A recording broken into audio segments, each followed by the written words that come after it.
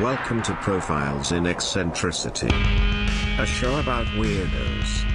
With your hosts, John Fahey, Aaron Peter, and Matt Brousseau.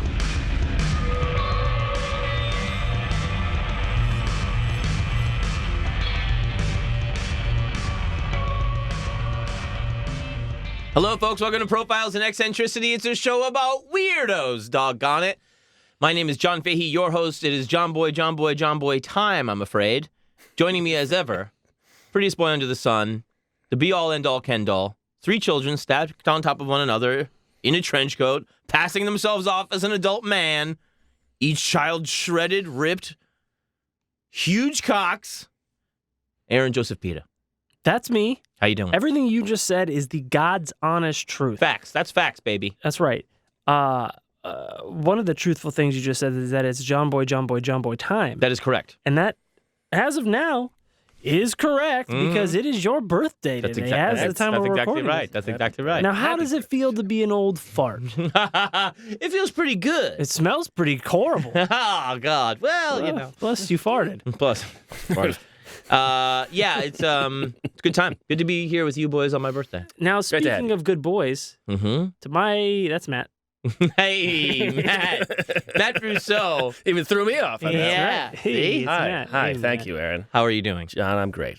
Happy birthday. Thank you very much. Everybody listening, say happy birthday to John right now. Oh, that's very nice. Thank you, guys. I love it. Out loud. I hear you, each of you. Yikes. Yeah.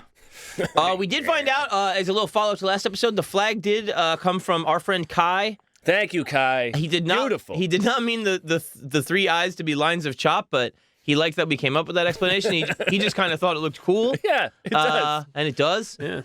We're going to tell you guys real quickly that we are going to be taking more weeks off from this regular show, not from the Patreon, just to put a little bit more time into making the profiles because it is work. And we want to do the best job we can for you guys.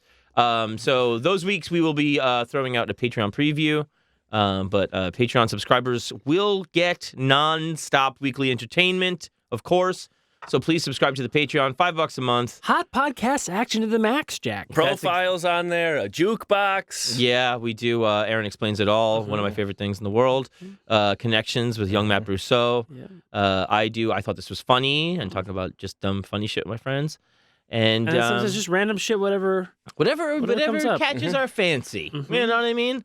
Last time we did some great readings of erotic fiction. Marvel erotic Marvel fan Cinematic fiction. Universe erotic fiction. That was a great time. You're sick. You're just a sick guy, see?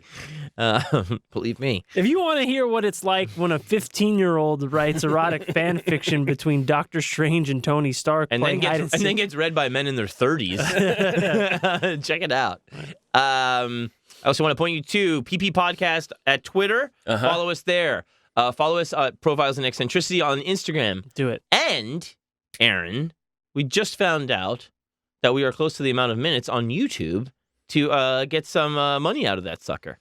What? Yeah. And, We just need more subscribers. We need more subscribers. Please subscribe. So just check us out on there. If you want to see the new haircut that I got. Oh, you look great. Thank you. I look nice, really good. dude. Thank you.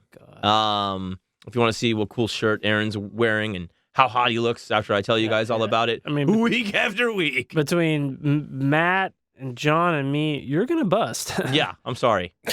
So pull away from your screen. Yeah. I want to get right into the profile this week. Okay, let's do it. I'm excited about this one. I think we got some little things next time. Aaron and I both want to do tiny little silly things, but this one is one I want to dive right into. Okay, great. Because we need to dive into it, John.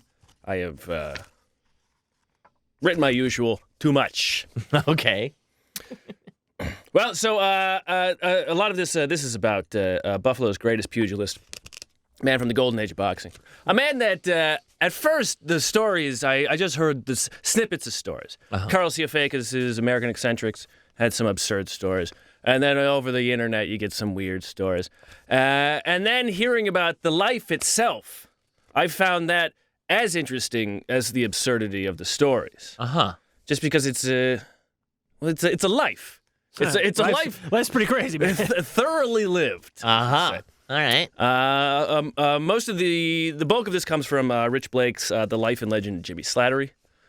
Is that this fellow's name? That is this fellow's name. Because Sounds like a good Irish boy. Oh, God. Slattery's Gaelic for strong, John. You bet it is. Uh-huh.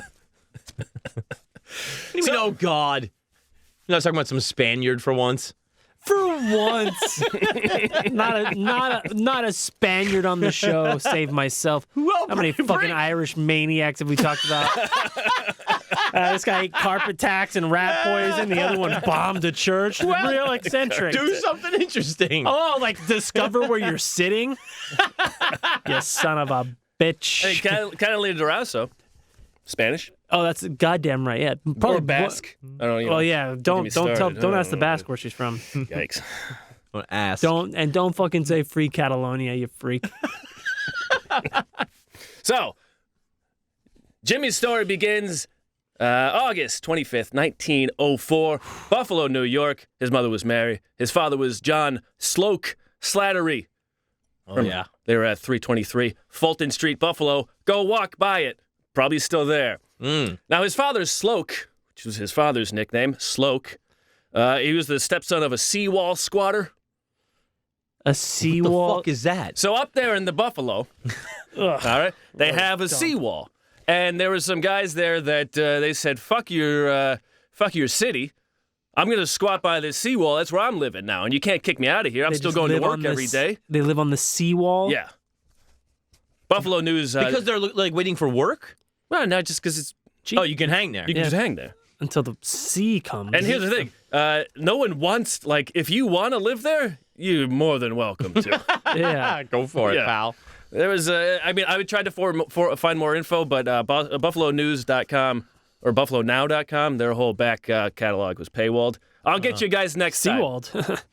But his father was an amateur boxer. His uncle Joe was the original Sloke Slattery, and he was an enforcer for the neighborhood. They were in the first ward in Buffalo. He was an enforcer for a neighborhood tough called William Fingy Connors. William what? Fingy. Fingy? Fingy. Fingy. Yeah. Fing with a Y. So that guy was a saloon boss. He controlled the docks. And once during a labor strike, he hired some scabs, and then he punched out the labor leader. And he also shot a bar patron in the leg during an argument. None of those guys ever pressed charges on him. Huh. Yeah. So it was a time back then. Buffalo had a huge Irish population. Erie Canal work, New York railroads, immigrants came through there. Oh, yeah, we built the country. A lot of them were fighters. Go on. Yeah, because nobody paid us. Well, yeah. Some work you did. Every boat in town had a personal fighter. So Every boat had a... You get off the port, someone's giving you trouble, you bring the fighter. You're shitting me. Every boat in town. Huh. I mean, someone's got to protect this flock. Yeah. Wow. Yeah, you can't just have a fucking shepherd. Those guys don't fight. Oh, God, what a terrible life. Sounds like an awful Fighting Irish. All right, what'd you get into now? What do you say? Guess I got to fight you. This sucks. So Buffalo was a big spot for boxing. And for 4 years, from 1896 to 1900, boxing was legal in New York. And it really took off in Buffalo. You know, Buffalo was the West. You know, the Erie Canal was there. Buffalo was the West. Yes. Yeah. Yes. We've talked about the Victoria Woodhull episode. Yeah, they went west. Erie Canal was the frontier for people. You know, that opened up the what we now call the Midwest. Right. So John Sloke Slattery, age 32, he marries Mary Hickey, a taller, larger woman, and as Blake writes, this was not an uncommon kind of pairing, as some diminutive Irishmen were mindful of fortifying their offspring. Yeah. Wait, what does that mean? He means good it's- breeding stock. Yeah, he means he's a short man, and he's like, I'll marry this big lady, because then my Oh. kids will be... Yeah, totally. What my dad told me. Marry a tall woman. What? Why? Oh, you wanted to be taller. Got it. Wow. Did I it's tell really you that said that? No, I do remember you saying that. Yeah. I was like, what? You know what I mean? It was like Yeah. such a specific instruction. Yeah. It's like, yeah, marry a tall woman. I was like, I mean, you're tall, though. I just did the thing in my head. Well, that's what my dad was 5'10". He wasn't as short guy. He like, could have been 6'2". I guess that was like in his head. I was just like, all right, man, whatever. He lost a fight somewhere. Yeah, it's a woman. A tall one. My dad had so many stories that were like, yeah, he fucking, he kicked my ass or whatever. So then I just waited for him on top of a bunch of crates with a whiskey bottle and brought it down over his head. And then I had to go see him in the hospital and he wouldn't look me in the eye. That was like several stories. Like the guy was embarrassed for being beaten with a bottle. Viciously assaulted in like a totally unfair way. You got me this time, Faye. He's like, yeah, he wouldn't look me in the eye. I'm like, God damn, all right, cool. Yeah, you get him good. That's the way to do it. Jimmy was born in 1904, the second son to Sloke and Mary. Third child not long after. As a kid, he spent a lot of time with his cousin Willie Fitzgerald, a.k.a. Skitsy. Skitsy! Yeah, I never found an explanation for that nickname. But and his school was the Our Lady of Perpetual Help Church and School. Perpetual help. Yeah. Good. The basics are covered. Yeah. Mm-hmm. She was a big woman. Jimmy was a precocious lad. He hurt himself a bunch at age 3. He jumped out of the second-story window while running from his mother, and he broke his shoulder. She was a big woman. Yeah. When the doctor set his shoulder, he had to use his right hand more often. It was his offhand. But he got to, learned a valuable lesson about using both hands. By age 6, his dad started training him to be a boxer. Age 6. Age 6, which is what, kindergarten? Yes, first grade, kindergarten, yeah. His first idol probably was the welterweight Paddy Levin. He's a Buffalo boy from County Kildare. Mm-hmm. He's also known as a bootlegger, and he, quote, died under mysterious circumstances around the start of Prohibition. Yeah. Mysterious. Yeah. So Sloke, he was, amateur boxer. He'd go to the bar after work. He would bring Jimmy, and he'd put Jimmy on the stool, and he'd say, guys, look here, it's the future boxing champion of the world. Because he was determined. My boy. Uh-huh. Yeah. So then one day, of course. I didn't bang this huge broad for nothing. Oh, boy. Now, one day, this is one of the legends, Jimmy and his brother, John? Brother John, they're being a nuisance around the house. So the dad says, knock it off, get in the backyard, and go fight each other like two boxers would. Huh. So Quit roughhousing around the house. Now get out there and beat the shit out of each other. Like human beings. Yeah. So the dad got him some gloves. Jimmy beat his brother. And then they brought every kid in the neighborhood, and Jimmy beat them too. Wow. So Jimmy's dad built a boxing ring in the backyard. Huh. And they would have, semi-organized fights with everybody. There was 2 rings. They'd have 2 fights going on at the same time. And Jimmy's dad would yell, this was his catchphrase then, fight ye little devils, fight! And he's 6, 7, 8 at this time? Yeah. This is wildly inappropriate. Oh, yeah, big time. Come watch these kids beat the shit out of each other. We don't have to pay them. Well, it's better than the seawall. I don't know, man. I used to watch the waves batter the wall. At least you can And now fight back. These kids just beat the fuck out of each other in my backyard. As I cower from my gigantic wife. I call her the human tidal wave. She crushes me at night. She's cold and fresh and salty like the sea. So now, anytime Jimmy would cause problems for his dad would bring him out to the backyard and say, he would fight his dad. His dad would make him fight him. Oh, God. And he would say, if you think you're a man, then get up and fight like one. Wow. So it started young. Oh, God. He loved his dad, though, Yeah, Of course, yeah. Of course. Now, this is a much-told story about the Jimmy legend. Now, at age 15, according to one source, he had just bought Valentine, gifts for his love or his mother or some shit. But Some bullshit. they say he never fought in the streets. But one day he's walking home, maybe with some ice cream or this Valentine's Day gift, and some boy named Griffin, neighborhood bully, had 100 pounds on Jimmy. Jesus Christ. He started bullying this Jimmy kid, right? So Jimmy squares up, and in front of 200 people that had gathered, Jimmy knocks the shit out of this kid. And Jimmy's like, maybe I should be a boxer. Ah. He was age 15. 200 people that had gathered. And the guy outweighs him by 100 pounds, and he knocked the shit out of him. Then he cut down the Smells tallest like tree in shit. town. He shit himself. Yeah. So by age 16, he drops out of school, and he's hanging around the gym every day. He's working as a riveter in the shipyard. He's making 20 cents a day. It's about $3 today. Nice. But, hey, he's 16. Good money right there. $3 a day. $2? Buy a couple bananas. Get yourself a Miller Lite with that. Yeah, exactly. If you drink that shit. No, we don't drink that anymore, guys. New Year's resolution. Whiskey brought to you by Chase Bank. That's right. It's the Your bailout whiskey. Bail yourself out of bad times with Chase Bank whiskey. So, after this, his friend Skitsy and his other best friend Joe Hickey, they saw a poster for an amateur boxing tournament. They said, Jimmy, you should enter. So Jimmy does. He enters. First fight, he breaks his hand. But he wins his fight. After that, Win some, lose some. Now they're wearing gloves. yeah, breaks his hand. But he wins the fight out of the tournament with the broken hand. But he says, all right, not a bad start. Yeah.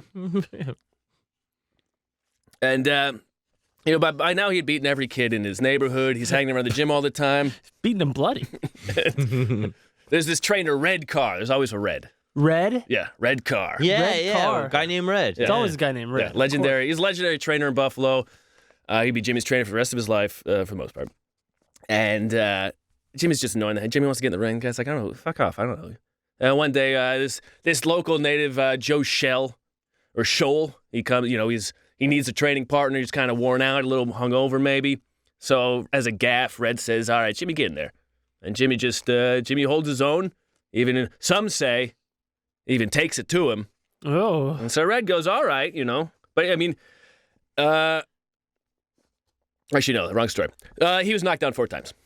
Oh, Jimmy. In the first round. Jimmy was knocked Yeah. out 4 times. Oh, okay. Was knocked down or out? He was knocked down 4 times. Okay, got it. That's a TKO. That's right. Now, I should note, until the mid-20s, and we'll get to, there was a bout with Jack Dempsey and Tunney.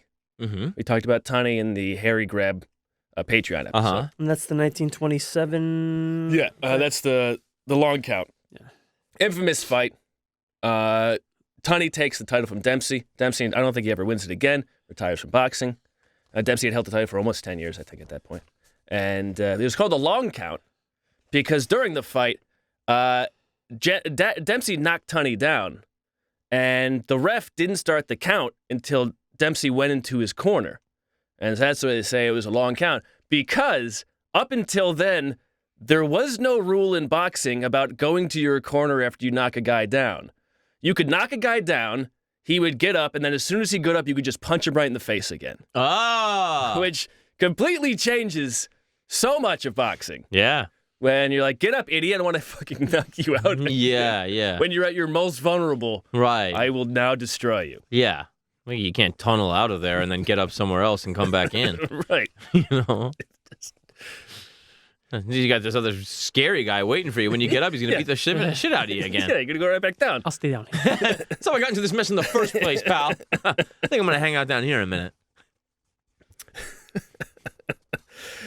So he gets knocked down 4 times, but he shows pluck. He eventually gets out of the ring, and he goes on a roll. He wins an Elks Club tournament. He wins the Niagara District AAU, and then he goes the distance in the state finals at MSG. He loses in the decision in the finals at MSG. But 1920s, he goes semi-pro. He was hot in Buffalo. They had 6 daily newspapers at that time. Jesus. Yeah. 6 daily newspapers? That's a stat for you. Good God almighty. 1920. They used it for insulation. Cold. I mean, it's pre-internet. You're like, seriously, what is going on? They're just writing. The paper's just writing about each other. Yeah. The Buffalo Daily is completely corrupt. They really. And they farted. Can you smell that? Oh boy! Turn to page 3 to cover your face. Now forget that name Scholl I said before. That's a different guy. I messed that whole story up. It doesn't matter. All right, so 1920s. Wait, what?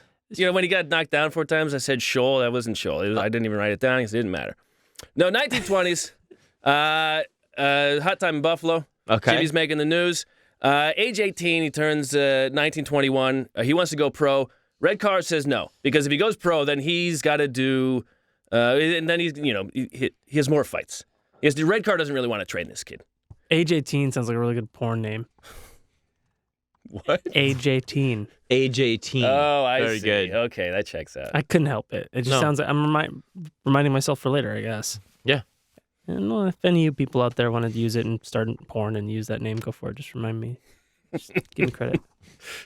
So he's 18. He wants to go pro. He wants to fight all the time. Red Car says, "Nah, come on, kid."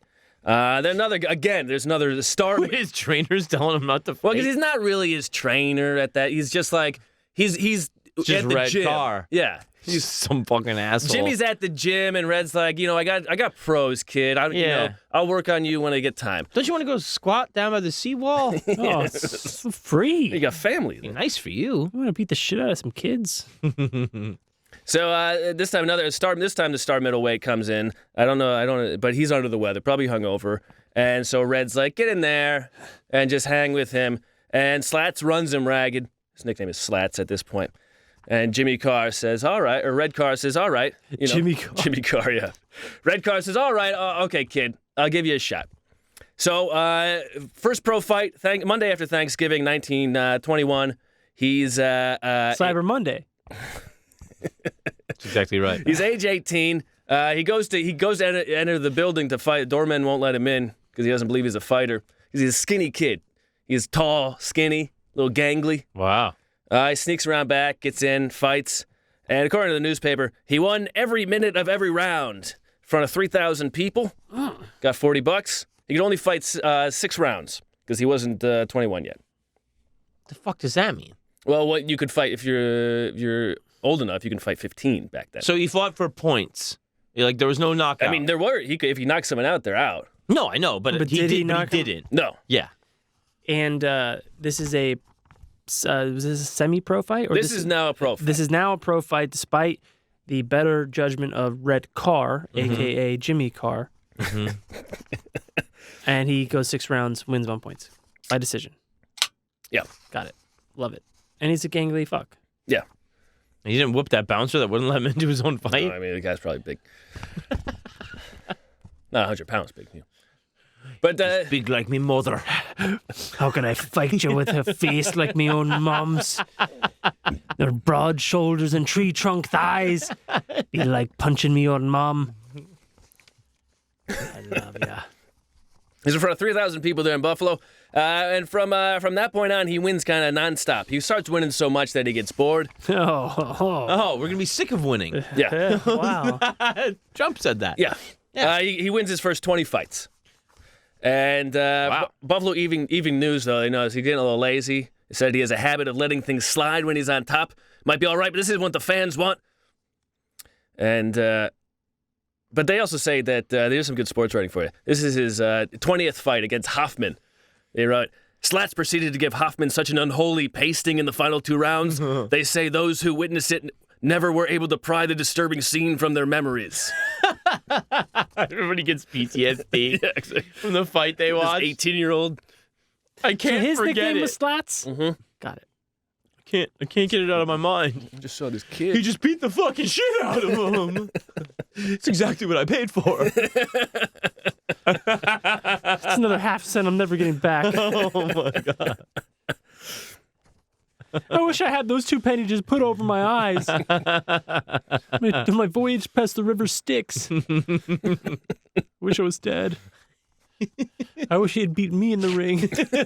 He came out like daddy long legs, just limbs thin everywhere. All limbs and thorax. It was sick. But then my teeth fell out, and then I was naked giving a speech at school. It was a nightmare. You're a sick guy, T. So Slats, by now he's fought so much in Buffalo. The papers have coined his style, and they call it the Weeping Willow defense. What is that? So basically, you know how Cassius Clay would hop around with his arms down? Yeah. Slats was the first guy to do that. Really? He would on his toes the entire time, on his toes, bounce, bounce, bounce, bounce, and his arms were always down by his side. Huh. You know how like those old boxing There's the guys with those stiff elbow and 90-degree angle and Put stuff up your in there. Duke Buster. Yeah. No, so Slats would just kind of like bounce around, and he was always dodging. He was renowned for his ability to dodge punches. Huh. And because he was just kind of leaning back and forth. The Weeping Willow. His arms were the limbs, you would say. I see. As they His limbs are. were the limbs. His limbs were the Yeah. limbs, yeah. Limps were the limbs. His arms are limp. So 1921, he's age 17, 18. He goes 3-0. 1922, he goes 18-0. Jeez. Ah. So he's undefeated as a pro. He's undefeated immediately off the bat. He Straight out the gate. Eventually goes. I believe he goes 36 fights without losing. And he's not even 20 yet? By then, he's about 20 years old. In 1922, he KOs K.O. Kelly. You know, Whoa, hey. but I don't want That's to. why he was named that, right? I was getting there. Sorry. No. My name's KO, but I keep winning. Jesus Christ, now, if a fella wouldn't look at me and knock me out. If they don't call me K.O. Kelly for nothing, please don't hit me. Oh, for the love of Christ. I beg you, I'll suck your dick. Please. Sir. I'll change my name to BJ Kelly, if that be what it takes. My name's just Kevin O'Kelly, it's not K.O. Kelly, and please stop beating me. I'll suck your cocks. All you guys. Whether you hit me or not. You red car, you can come in my shot, you can come in my mouth. You red car. Blue car, red car, I don't give a Don't shit. give a fuck. Just come in me mouth and leave me be. Oh, No, give me a shot in the mouth and get out of here. I'll be the weeping willow. I've got some wife and kids at home. Some wife. Some. More than zero. Logically, it's sound. I'm going to take that. No, I want to go down a little bit of a boxing hole here for a second. To K.O. Kelly? Yeah. So Oh. K.O. Kelly, he was a lightweight, not to be confused with K.O. Kelly from Akron, Ohio, a.k.a. Marvin Morrison. Now, the K.O. Kelly that he fought was K.O. Kelly from Rochester, and Boxing Rec, which I get a lot of great boxing info on, says his birth name was Jack, ? Yeah, it sounds like the records of the time. Jack? Now, he may have been called K.O. Kelly Last name, shit. Shite. He may have been called K.O. Kelly because he knocked out his first opponent, a man named Young Culver. But he would be the first of his 2 career KOs. In his 14-year career, his record was 4-13-2. And maybe he was called K.O. Kelly because his 13 losses, he was knocked out 9 times. Wait. Oh, 4, 13, And 2. I thought it was 413 and 2. Sorry, yeah. No, so in boxing, it goes wins, losses, and I guess no decision. Yeah. Drawer. So Draw. he was knocked out that many He times. was knocked out 9 times in 13 matches. So they seriously called him K.O. Kelly for getting knocked out. It seems like it. Oh, God, that's so funny. And the other K.O. Kelly? Now, that's Marvin Morrison. He's from Akron, Ohio. Now, that's the far west. Yeah. The Wild West. I mean, there's barely any Cowboys. law or anything out there. I mean, You could change your name from Marvin Morrison to K.O. Kelly. Yeah, exactly. Marvin the Martian out in that fucking place. Desolate You can't wasteland. be K.O. Kelly from Rochester. Beats bears out there. Would you knock out a buffalo? Hey, I'm from Buffalo. Now, as K.O. Kelly from Rochester, he also fought 3 unmemorable bouts against Kid Chicago, who was also from Rochester. Oh, perfect. And the second fight's venue is just listed as Rochester, so I think it was a street brawl. I'm not sure. Oh, God. Now, he also had 2 fights with Batlin Hogan, and he also had 2 fights with Young Zini, a.k.a. Irio Xenophon Koulouris, What? Show me. the how- welterweight pride of Greece. Oh, nice. Yeah, and then, of course, Hector Savage from Detroit. Hey, I remember this pug. Ex-boxer. His real name was Joey Chicago. Oh, yeah. He fought under the name of Kid Minneapolis. Hey, I saw Kid Minneapolis fight once in Cincinnati. No, you're thinking of Kid New York. He fought out of Philly. He was killed in the ring in Houston Airplane? by Tex Colorado. Naked You Gun. know, the Arizona assassin. Yeah, from Dakota. I don't remember if it was north or south. No, OJ? South Dakota was his brother. From West Virginia. You sure know your boxing. Well, all I know is never bet on the white guy.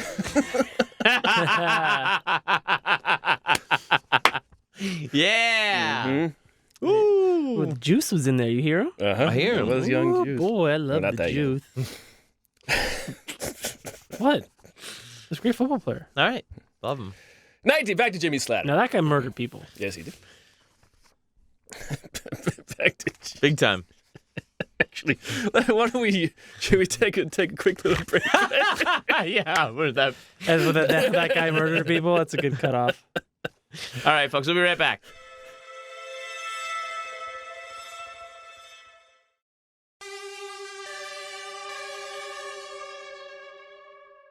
And we're back. All right, back to Jimmy Slattery. Slats. The slat. So 1923, he is he's 18, turning 19 soon. And he fights his first old opponent, Soldier Bart Field. He was 31 years old. Draft dodger. Never saw a minute of combat. Oh, they call him Soldier. Oh. So Soldier was a guy from Brooklyn, and 31. He had by this point in his life he had fought. His record was 115 wins, 65 losses, and 26 draws, 32 knockouts. But he lost his last 6 fights. He was a guy he would fight anybody, according to Blake. His oft-used phrase was, "Never mind who, what's the poise?" He had a thick. What was the first part? Never mind who, what's the purse? Oh. He would say. He had a thick. What was his last name? Bart Field. Brooklyn accent. Yeah. Yeah. Got it. Now at this point, Jimmy was 27-0. Jimmy was 27-0, 10 knockouts. He was 18 years old. Barfield would every now and then, he was kind of dirty sometimes. He'd throw a backhanded punch. Ah, gotcha, bitch. But Barfield, so he fights. Slats gets $500 for this one. The gate was $10,000, about $150,000 today. And he got $500. Yeah, That's pretty good. That's a good cut of the gate. Quite honestly. huge in Buffalo. By now, Slats is becoming, he's the guy. He's the guy. Talk of the town. He's Talk of the walk. 18 turning 19. He's the biggest thing in Buffalo right now, right? The Weeping Willow. Age 18. Oh boy. And most of, if not all of his fights at this point are in Buffalo. 6-round bout in Buffalo. Barfield comes out fighting, and by the end of the first round, he takes a backhanded swing at Slats. And Slats sidesteps it. It's like a spinning back fist or something. What's a backhanded? Kind of, yeah. I mean, it's not legal, and it's a punch you don't really prepare for. It's a backhanded hit. Like, you can't do that in boxing. It's not something you do. Well, the reason you don't do it is because it doesn't do anything. Well, no, maybe you get the guy. You got to, you're grappling a little bit, and you kind of give him a little backhand. That. Hey, you hit someone in the chin hard enough, they go down. I mean, you're never expecting that type of punch. It's gonna land because it's you're not supposed to do it. Mm-hmm. Okay. All right. Like kicking. Well, kicking does damage. So Slats 18. This guy's 31. Slats sidesteps the backhand. One punch knocks him down, drops him. Guy gets up. Slats drops him again in the fourth. Wins the fight on points. That night he goes out, pays the tab for the entire bar. And then the entire neighborhood walks him home. He's completely wasted. Yeah, Slats. Yeah, that's pretty much it. Hold him up. Breaking a Bernie Slats. Yeah. On la talk of the town. Let's go through his pockets. You heard him? Count on my pockets. Please don't kick me in the balls again. Please do. He seems asking He seems for to it. love it. The damnedest thing.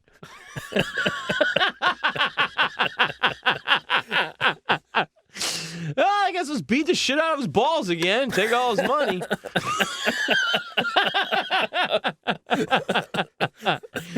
What a way to win. You're sick, guys. Whatever you you say? Man, he's just taking it in stride. He doesn't have a care in the world. I want to be champ someday, get my balls beat, and my money stole. This guy'll do anything for the neighborhood.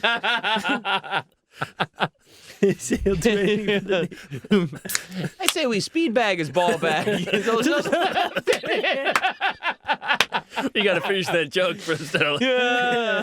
Speed bag your ball bag till there's nothing left in it. That is Run the jewels. yeah. Speed bag your ball back to the none left in it. Great. Speed bag your ball back. First time I've ever heard the imagery of speed bagging a sack, and it's really I'm sorry. I like to speed ball my ball bag. Just, yeah. get all fucked up. Shoot heroin and coke in there. Speedball your ball. Speedball your ball bag. Yeah. So you choke on your own vomit. Huh. Has the vomit come or? It's the cum vomit. So anyways, the whole neighborhood walks him home, beats his balls, steals his money, the poise. He's the hero of Buffalo for now. His next fight is against Jimmy Sullivan. Some hot Jimmy on Jimmy action. Nice. Oh boy, Sullivan. Slats beats him so bad, Slats doesn't do anything in the last round, and his answer was, no use murdering a fella. Aw. There's also a story around this time of Jimmy beating the guy so badly, he knocks him unconscious, and then he carries him to his corner. Oh, that's Yeah, nice. seems like a nice guy. 1923, he goes 18-0. He's 19 years old. He goes 18-0. Notable names he fought, just because not because they were good, just because they were fun. Mixer Mitchell, Tiger Smith, K.O. Willie Laughlin. Hey, KO again. Yeah, he knocked Laughlin down. Story goes, this is from Herbeck in the Buffalo News, that in 2 successive punches, this is the story, that Slats dislocated and then reset Laughlin's jawbone. Boink. Made you Oh, with the sorry right. about that. My bad. All better. That's really funny. It's good writing. That's very good writing. Man. After this fight, he buys a Model T. Fucking A. Nice. Yeah, like an Crank old that one. fucker up. No shocks. Mm. It's called a Thin Lizzy or a Bone Crusher. Nice. Is that right? Yeah. Oh, because it swerves from lane to lane. Yeah, I guess. Bone Crusher. Rapper. He swerved a lot. Yeah, he said, who's that N-word swerving from lane to lane? It's me, N-word. It's me, N-word. N-word. Who's in the Cutlass with the Mary Jane? It's It's me, me, N-word. It's me. I'm going to name my child N-word. Oh, boy. yeah. E-N-W-A-R-D. No, I thought you already had a name. I've got a lot Age- of kids.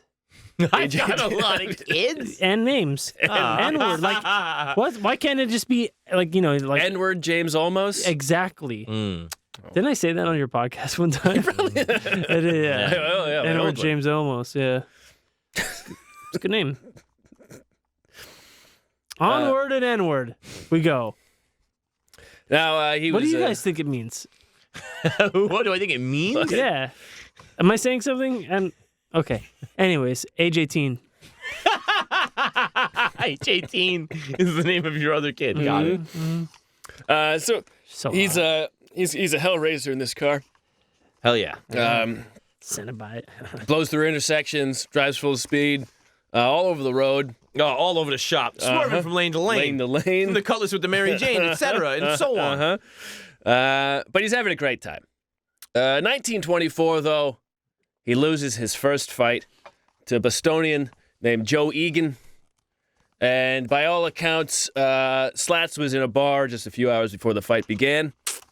That he said he was sad because he still played sports, recreational sports. He was on a football team, and he said he was in mourning because one of the players on the football team had died just a month or two before, and so he had spent the next couple months, drinking just to get over it. Yeah. So he just, that's why he did. That's why he lost the fight. I see.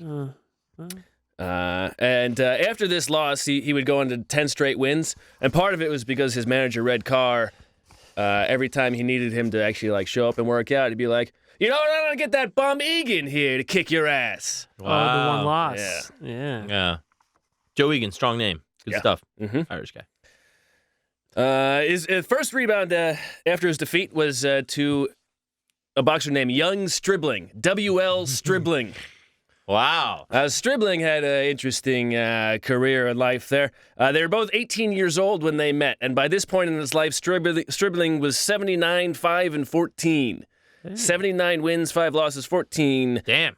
draws, and he was also 18. Age 18. Yes. Stribling was known as King of the Cane Breaks. That was one of his nicknames.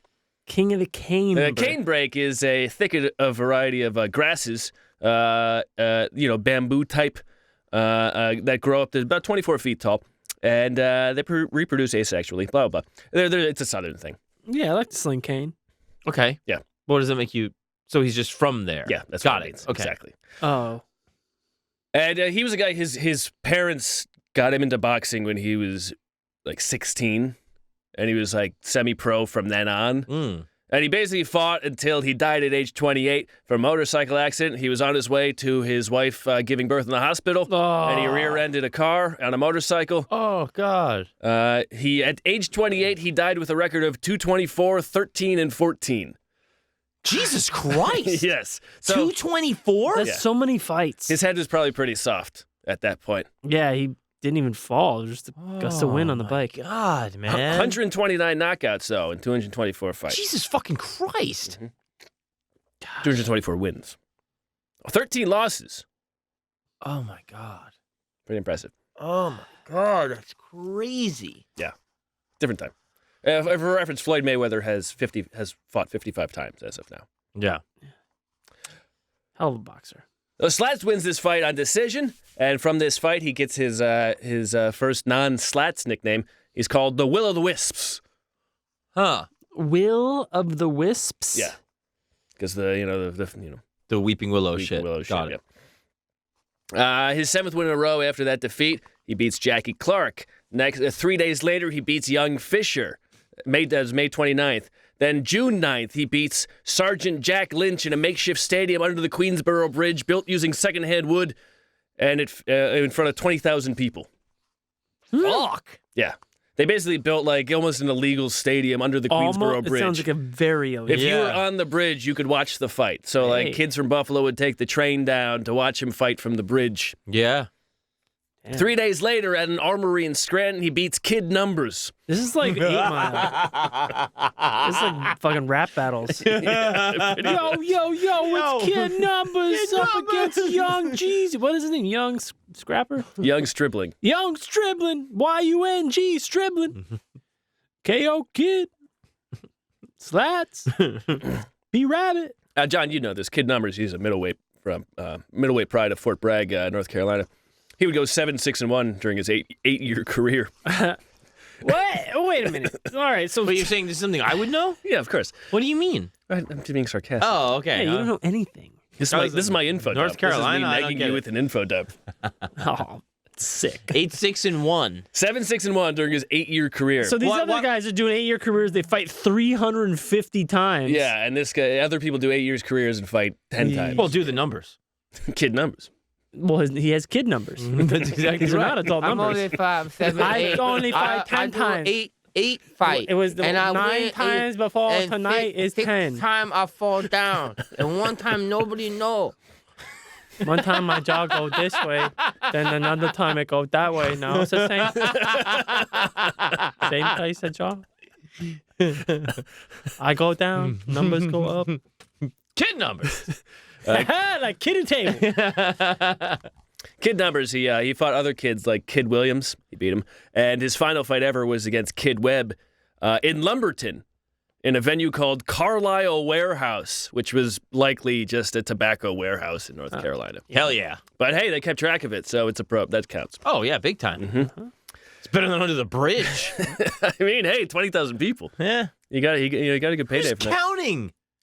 That's a good question. Who's counting? That's a good question. Who's climbing on top one, of a two, garbage heap to see this fucking I think back loose then, if brawl it was over 150 people, they're like 20,000. Yeah, it must be upwards of 20,000. Not to mention the bridge, Who knows? the rafters. Forget about it. Never mind. I don't think there weren't 20,000 people in that fucking borough. No, No, some of them came down from Buffalo. Oh. They took the train. The We got 6 daily papers. Yeah, now. there's fucking 15,000 actual buffalo. They rode the buffalo down. Yeah. That's what I got there. Oh. They used all of it. Yeah. You got 6 papers to read on the way there. Oh, I can't read. I'm looking at the Sears ads. So after the Queensboro fight, Slats is living high. That's his biggest fight yet. He takes the next 3 months off. He parties. He drives. He would just blow. Every time he found a toll booth, he would blow through it. Fuck this! John's blown through a toll booth before. I don't have 48 cents, mister. What do I got to do? 50 cents. You blow through this toll booth. All right. Are you sure you don't want me to suck your cock? You sure? You positive? Blow through a toll booth. You're sick. You made it up. Glory hole toll booth. You fucking pervert. You poor bastard. I'm not sorry for anything. I thought this was a fast pass. It's taking forever.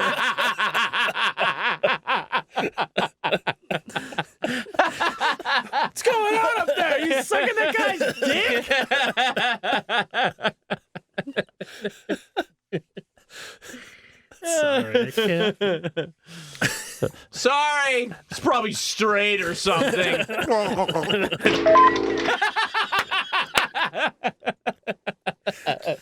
Loser. People are waiting, pal. Yeah, dump your cum in my mouth. I got places to go. All of us. Yeah. Woo! We're going to watch a fight. There's like 8 or 20,000 people supposed to be there.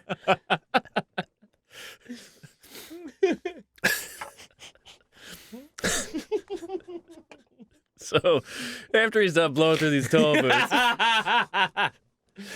his next fight is 3 months later. It's September 3rd. He doesn't start training till 8 days before the fight. Fights against Harry Greb, legendary Harry Greb, the Pittsburgh Windmill. If you want to hear more about him, subscribe to the Patreon. Now, windmills, they kill birds. And they don't have generate power when it's That's not true. blowing wind. That's true. And they beat the ever-loving shit out of Jimmy Slattery. They just took him to town. The Whispering Wispo? Really? Oh yeah, just fucking destroyed the kid. How old was He'd never been beaten Greb? like that before. He was probably 19. Oh, he's 20? not much older than the Whispering Willow. Oh no, Greb. No, Greb's in his he's in his mid 20s by this point. Oh, yeah. Right. But he's windmill. Pro. I mean, Harry Greb's a He's a man. yeah. Beat the shit out of this kid. Yeah. Oh, just absolutely dominated. It's a windmill. Yeah. Fuck him. But even then, after 3.5 years as a pro, Jimmy Slattery was 55-2. That's fucking great. Yeah. He's talk of Buffalo. His name's being mentioned all over boxing. 1924. By the end of 24, Jack Dempsey comes into Buffalo. He's doing a play. Jack Dempsey's doing a play. Yeah, Jack Dempsey was a guy that he fought because he liked fighting, but he didn't want to ever lose, and he didn't want to ever hurt his face. I get that. So, but he was also smart. He said, when I'm done the moment I lose the title, I'm done. The moment I lose, I'm done. Yeah. But he liked acting. He was doing plays. He's like the Rock. He started a restaurant, and in the restaurant, he would go around and talk to every single person that came in. Yeah. He's one of these guys that he loved being a celebrity. Yeah. Yeah. Well, I mean, even fucking in that maniac fucking, street gang episode, the guy Mose that was mowing down people with a fucking lamppost. Yeah. Got into doing a musical with his friend. Yeah. Like. So it's just Hey man, like, there's something to be said for the magic of the performing arts. Even brutes like Mose and Jack Dempsey. It beats fucking Getting beat. yeah. It beats getting beat. In the hell, yeah. Or maybe getting beat in the head makes you want to do it. Dempsey, did he ever do bare knuckle? Or am I thinking Rocky Marciano? No, I don't know if Rocky did either. I mean, most of them didn't fight bare knuckle at this point. That was an earlier thing. I think John L. Sullivan was the first big boxing champ, Irishman. Sullivan did, though, didn't he? Yes. Yeah, I he believe so, did, yeah. And I think that was a brief period when it may have been legalized. Well, like I'm not saying legal. I'm just saying 1896. sometimes people did it. I mean, yeah, they fight people in the street, but Marciano might have. Dempsey wasn't the type of guy who would fight someone in the street or at a bar or anywhere. Or bare knuckle because of Right. the whole face The stuff. face thing. is I think important. Marciano maybe. Maybe. I don't It know. was Rocky. Now, so Dempsey comes to town and he's like, I want to meet this Slats kid. They hit it off. They have a great time. Slats is only 20, but Dempsey also notes he said, I would never let that kid drive me anywhere for all the money in the world. Drive? He said, I would never let him drive me anywhere. He's insane. The maniac. Oh, with the Yeah, Model with T Slats, and with Slats, swerving yeah. from lane to lane. Even the if he Cutlass. doesn't have a Model T The now, you know? N-word thing. So You now- said it. I know I did. You're sick. At the end of 24, Slats, he's 20 years old, and Red keeps egging him on about Joe Egan. He says, fucking give me Joe Egan, then. Oh. New Year's Day, 1925, he knocks out Joe Egan in 37 seconds. Holy Hey. shit. Yeah. He was Give like, me Egan. when Slats put his mind to it, Yeah. he Can could do accomplish it. Anything. Now, by now, he's fighting as a light heavyweight. He's 5'11 and a half. He's Now, why didn't Egan kill the quarterback or whatever that bummed him out the first time? What? Wasn't fucking Jimmy Slattery bummed out because somebody Oh, died? yeah. Because his friend from the football team died. Yeah, Joe. Yeah, Egan should have whacked the fucking red car. I'll take out the fucking running back. I don't give a fuck. Joe Egan already beat him once. Yeah. So he was 5'11". What was he tipping? 5'11", and he would move between 165 and 175 the rest. And this is light heavyweight? This is light heavyweight. Is that still the case? And I don't know. Middleweight probably now. It might be middleweight now. Yeah. Yeah. But yeah, I mean, I think heavyweight now is 200 up. Yeah, 200, 205, something like that. Yeah. But I forgot. Pretty nice I meant to look stuff. that up. Yeah. But light heavyweight, hey, you know, Hey, man. not bad. Not exactly a lightweight. 5'11 Exactly. and a half, 165, 175. I mean, hey, you know. It's hot fucking age 18 shit, you know? So New Year's Day, 1925, he revenges his first loss. Egan, 37 seconds. 1925, he knocks out heavyweight Joe McDonald in 3 rounds in front of 40,000 people in Yankee Stadium. Oh, my God. In front of 40,000 Yankee Stadium, just after beating McDonald, he knocks out Bulldog Burke. Bulldog Burke. Yeah. And this is in front of, I believe this is one that's in front of Babe Ruth, and the Yankees are there. Wow. They all watch him, and they're like, this Slattery kid. New York press is going, this kid, he's 20 years old, and he beat Joe McDonald, who was fighting heavyweight, so I think he'd beat a former heavyweight champion of the world. He knocked out Bulldog Burke, who must have been a bulldog. Yeah. Must have been. Yeah. Chicago Tribune writes a 3-part story on him. And they one of the lines is, occasionally an individual stands colorfully forth from the drab monotony of the nameless herd, seemingly endowed with all of the attributes mankind admires and yearns to emulate. They big fans. I guess. Yeah, it sounds like it. Mm-hmm. I guess. I yearn to emulate. Love emulation. Oh, dude. Self-emulation's the best. Simulation, all of it. Oh, But then, bad news. No. Later that year, in front of 55,000 in the Polo Grounds, Dave Shade knocks him down 3 times in the 3rd round. Dave Shade. He beats him. For Christ's sake. Slattery is broken. He's stunned. Now, what race is Shade? He was white man. The White Shade.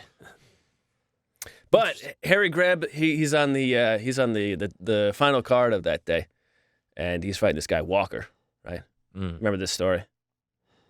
I don't know. They meet up in a bar later, and Harry, Greb, and Walker continue that fight. Oh. Okay, yes. Now that same night, Jimmy fought on an undercard, and Harry hears Jimmy crying after losing, and he walks in and he says, "Jimmy, come out with me tonight. Let's have a good time." And according to one story, before Slats met up with Greb, Slats was drinking by himself at a bar, and someone came over and they said, "What the hell happened to you out?" So Slats knocked that guy out, And then some other guy said, "What are you doing?" So Slats knocked that guy out. So a few knockouts. And so he knocked out every single person he could knock out in that bar. Anybody that was like, "Where's the bathroom?" Exactly. What's with this pile of humans that are unconscious? I'll beat the fuck out of you. No! I'm looking for a toll booth I can go through. And then he met up later with Greb, and then Greb had his fight with Walker in the bar. And then Greb went out to the dance floor later that night, and he said, "Folks, I just want to say one thing. Bring this kid up here, Jimmy Slattery.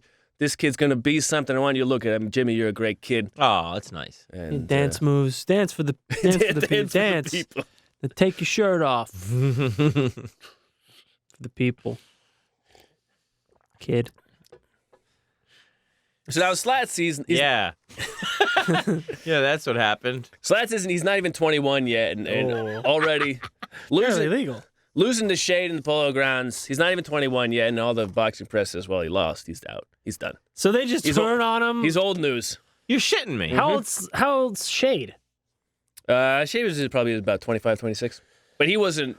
He was a guy who's near the top. But they were like, Jimmy was supposed to be the next big thing. Loses once, they say he's done. And one of the New York boxing critics says, "Unless Jimmy learns how to park his chin in a safe place, the jig is up." Tough You gotta crowd. park your chin in a safe spot. Well, his whole thing is keeping his arms down. Yeah, I mean that's Is that yeah. still his whole thing? Yeah. It's like, this kid is a phenom. I'll tell you. And it's like, man, he's got to do defense. It's like, you saw him fight before. What's the deal with the arms? I think Is he still? Was he still doing it? Oh yeah, that's what he did for his whole career. But if I remember correctly, what the thing is, one of the tricks Shade did is Shade punched him in the upper arms. So he couldn't. So his arms were too tired to. Yeah. Give him a Charlie. So like some old timers in Buffalo, they were like, "He punched him in the arms. I saw it. He just hit him in the arms." Oh. That was one of the. I mean, that's a reasons pretty to- good gimmick. Yeah.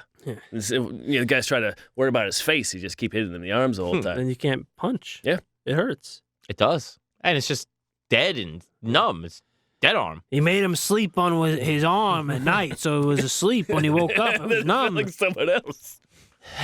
It felt like someone else. Yeah, they call me Jimmy the Stranger. Yeah. Sit on my hands, and then when I come out of the ring, It was somebody else beat the fuck out of that guy. It wasn't me. I was blowing through toll booths. oh boy, Now, in August 1925, dislocated my jaw. And put it right back. in August 1925, he's almost 21, and then there's this news that comes over the wire in Buffalo that Slats speeding. He crashed his car off the road. He's dead. He's dead. Slats? And everybody's going, "Oh, of course, Oh, for the love of God. of course." His arms were asleep. He couldn't He steer. couldn't even drive. His arms were asleep at the wheel. Feels like someone else is driving. Who cranked this thing up anyway? That's just a rumor. He's not dead. He's still alive. But everybody was like, "Well, I kind of believed it." But September, by the end of August that year, he's 21.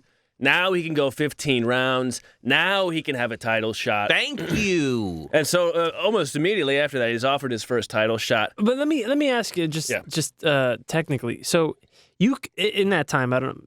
Let's just say for these purposes, in that time, you could be an under 21 professional boxer, ranked among the best, but you could only fight 6 rounds at a time. Yeah.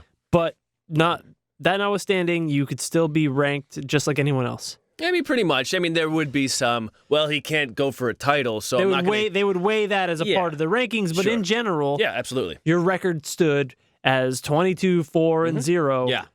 No shit, man. It seems like. But they just also were like, asterisk, he has to go home and have his milk. But no asterisk.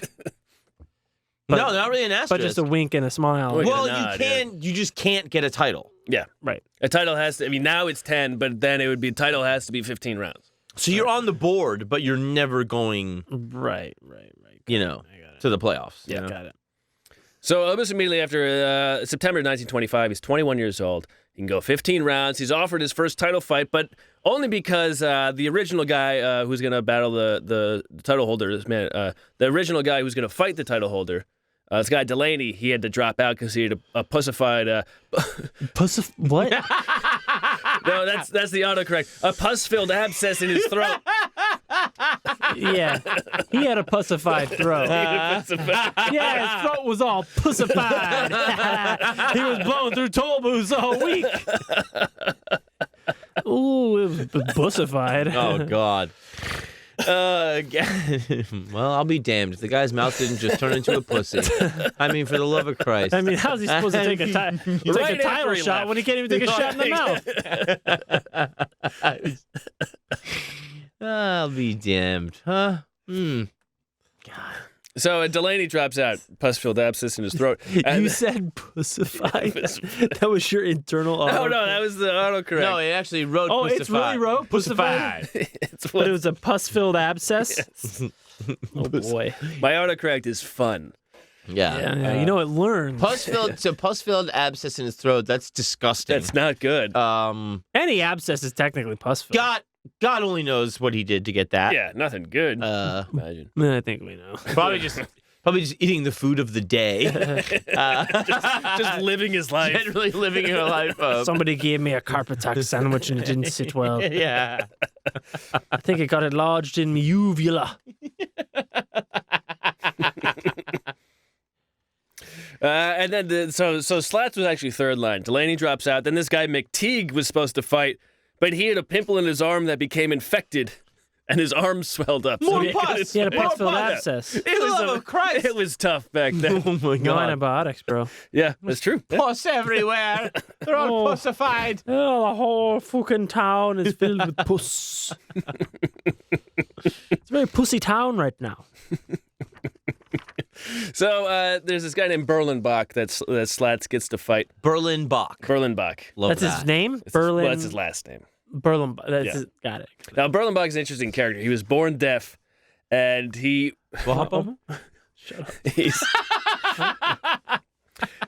He was born deaf. But by this point in his life, he wasn't deaf, because when he was a kid, he climbed a telephone pole and accidentally touched a live wire. Get the fuck out of here. He fell 40 feet, he broke his arm, and when he came to, his hearing was fixed. Well, he picked up the phone. Hang up the phone!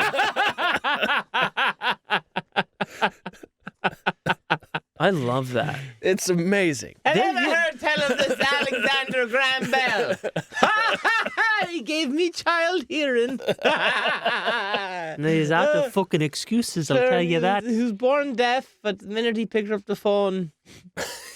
There's a few stories of that, of like people getting hit by lightning or getting electrocuted, and like all of a sudden they can see color or they get their hearing back. No or shit. Or their hair grows back.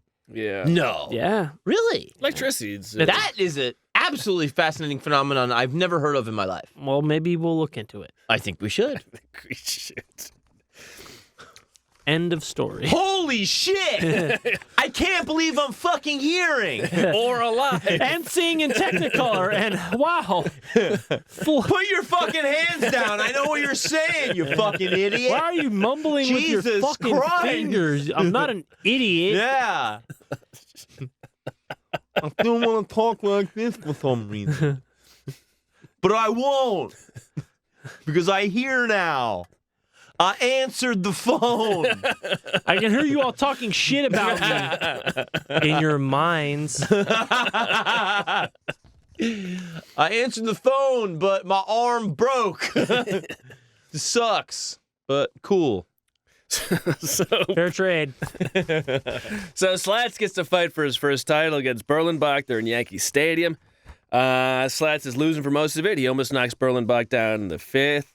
They go toe-to-toe in the 10th, but Berlinbach knocks him out with a crazy left hook. And 3 times in the final minutes of the 10th, he's knocked down. Oof. And again, you don't have to back into the corner. So you're just waiting for that guy to stand up and then just fucking get up. I dare you. I dare you. I mean, then if you get knocked down once, it's whack-a-mole. You're going to get knocked down. It's whack-a-mole. If you get down once, you're knocked down thrice. Yeah. It's very true. But now they have I think if you're knocked down 3 times, it's a TKO. Right before... Back then, you could get knocked down 5 times, and it's like, well, this guy's still getting up. I mean, what a tough character. Wow. Not a brain dead fucking slob. He's a tough guy. Now, was there a TKO Kelly or no? If he did it himself, yeah. And even he's knocked down 3 times, and even in this round, the round ends with him leaning on the ropes and just like dodging. He barely makes it back to his corner. He shouldn't have gone out for the 11th. Skitsy was in his corner for his whole career. Skitsy cuts. You can see there's video. There's very rare video of Slattery, but there's video of him and Berlenbach, and I think they show Skitsy cut a hole in his shorts. So Skitsy was thinking, well, if the ref sees the hole, the ref would be like, no, these guys are beating each other to death. We can't show up. Hanging out. We can't have this. Big Ref hole. never calls the fight. Do you see his balls in the video? Nah, it's just his underwear. He gets knocked down 2 more times in the 11th. And then he gets a 9. He gets about a 9 count in the 11th. And then as he gets up, he gets stuck in the ropes. And so he's just kind of stuck in the ropes. What kind of zany bullshit is this? And so Berlenbach just beats the shit out of him while he's stuck in the ropes. God. Can't go down. Can't get up. He's just getting his ass beat. Bouncing between. I'm trapped in a purgatory of ass whipping. It's fucking WWE shit. I'm stuck. Yeah, I mean, basically. My balls are hanging out. He can speed back him at any time. And this guy's a boxer. That's practice. I hope he does. I have gloves on, but I'm crossing my fingers.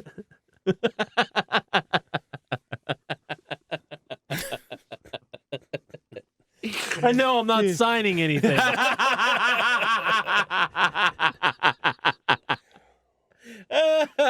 What's he saying? Is this some sort of weird deaf mumbo jumbo?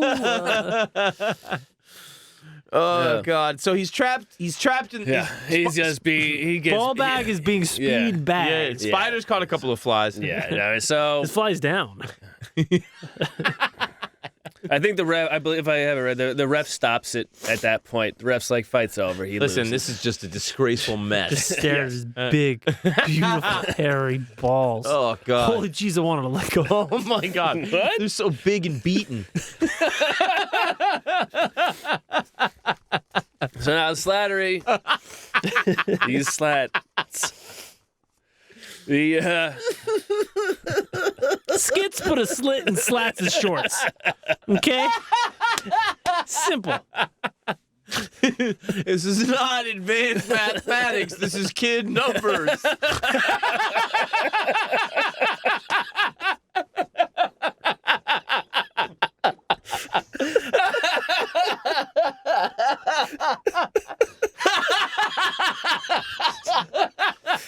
I mean, even a deaf guy can get it.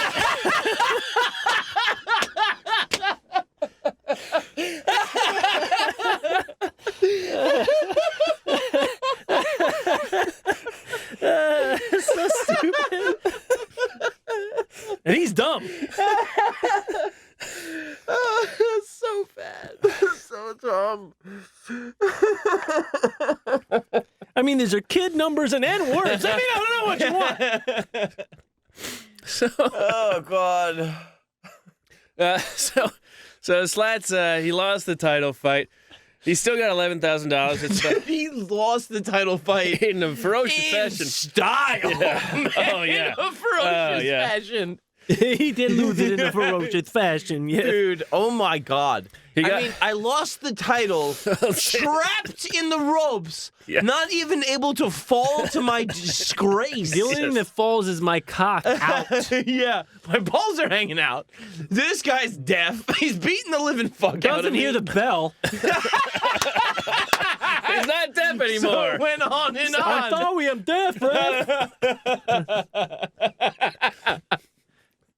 God, I bet you Mike Tyson knows about this story. He'd tell it so well. Yeah. Not that you're not, but I'd just love to hear. And he got his balls beat in a ferocious fashion. This deaf motherfucker just kept hitting him. I mean, he was speed bagging his ball back with none left in it. I mean, this was the original Def Jam, in all honesty.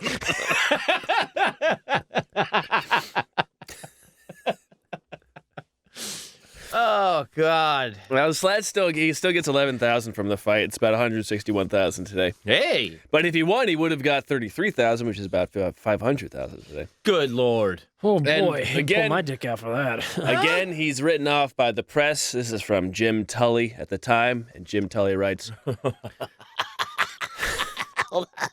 If this kid can't figure out how to get out of those ropes, he's never going to make it in the sport of boxing. He should get out of the ring and his balls in his pants. I'll tell you what he should do is he should lose his hearing and put his dick away and get the fuck out of those ropes. Because I've heard and seen enough. maybe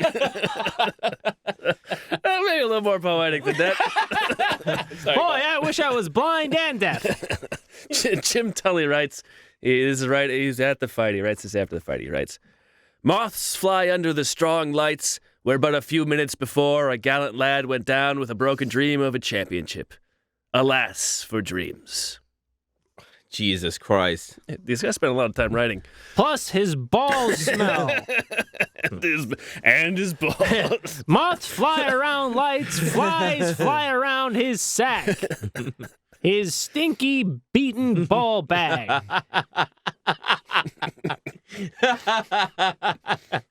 Today, the waves beat the seawall. Squatting. His balls smelled so bad the deaf motherfucker could hear him.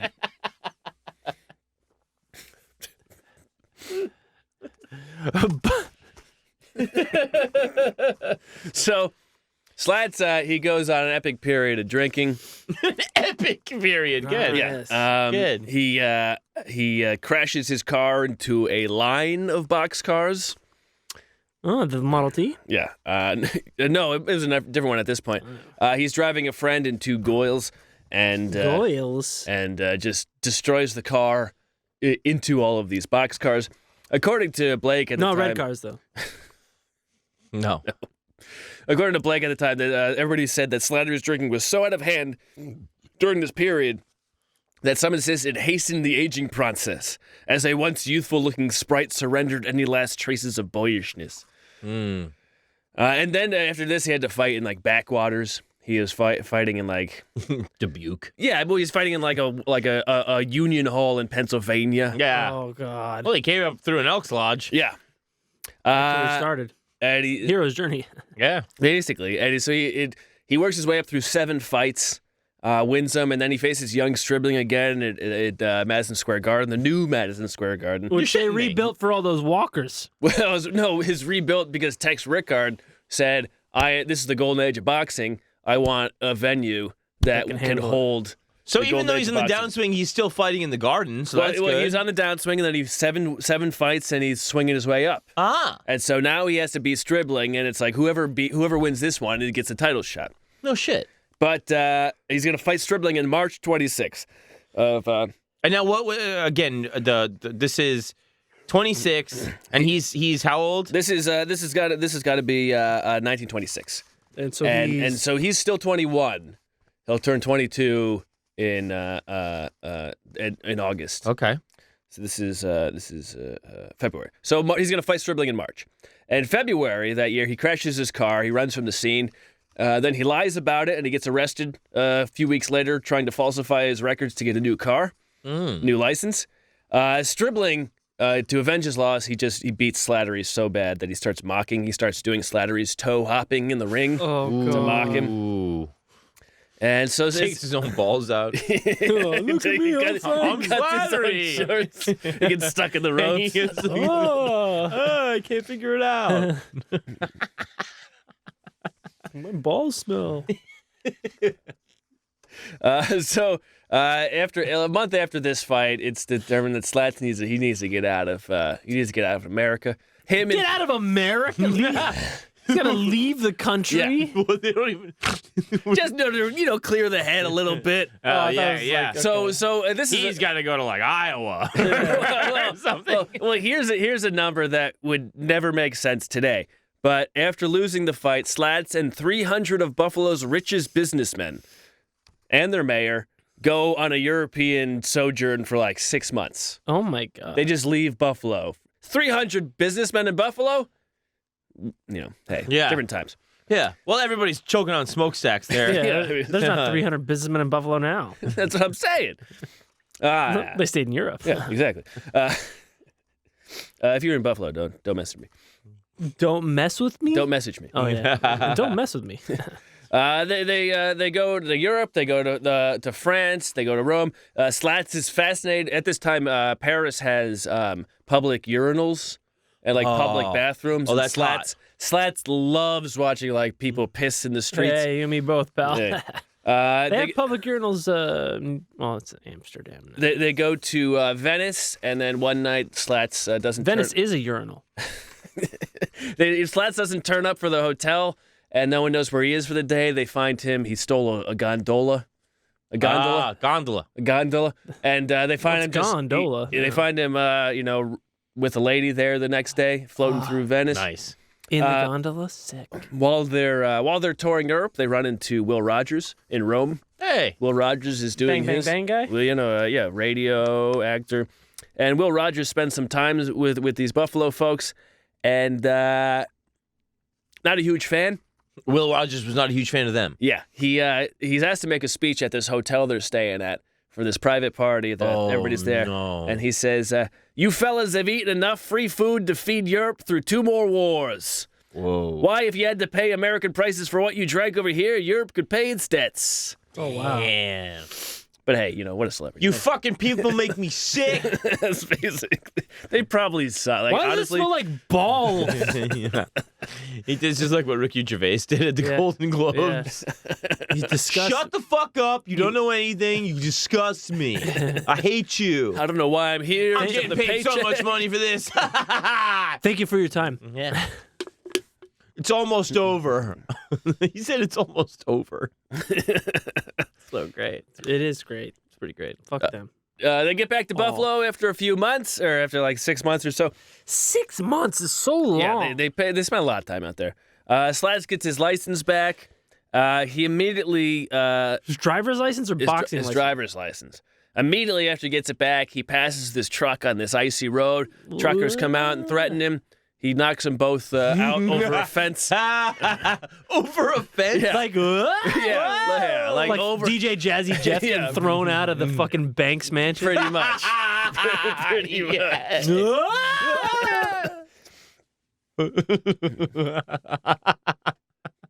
I'm a truck driver, though. I'm a tough guy. I'm a drunken I Irish. blow through toll booths and bathroom stalls and I got this. Meth pit. Any piss? Any piss? So, then he has a couple fights. He wins a couple fights.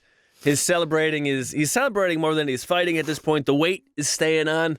He's celebrating more than he's fighting. well, that's the right way to do it. Yeah. Word in the paper is he's washed up. He starts acting out. Red, his manager, one time around this time, he tells Red, he said, I'm going to go buy a straw hat. Doesn't show up for 3 days. Hey, I'll be right back. I'm gonna go buy a straw hat. That's too specific. Yeah.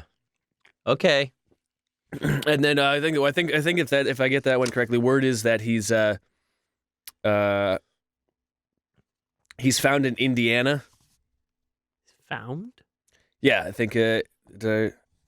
So he gets Red calls around, doesn't hear from anybody. It turns out that was arrested. He's in Indiana. With a lady. Oh. Oh, a lot of straw there. Did I have that one right? Fair enough.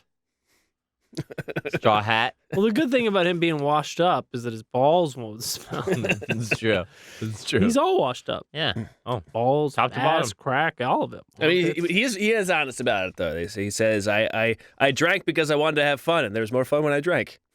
Yeah. I mean, Yeah. You don't say. yeah. 1927 though. Now he's 23 years old. He's fighting nobodies in Buffalo. There's this whole brouhaha between the Nobody's Johnson. there's this whole brouhaha between who gets to say the groups of people who determine what the title is, the name of the title, world title, New York title. Mm-hmm. There's this whole back and forth between them. They break off from each other, and one of them they offer him a title bout. And 1927, he's 23. He's like, I got to work my way back, you know?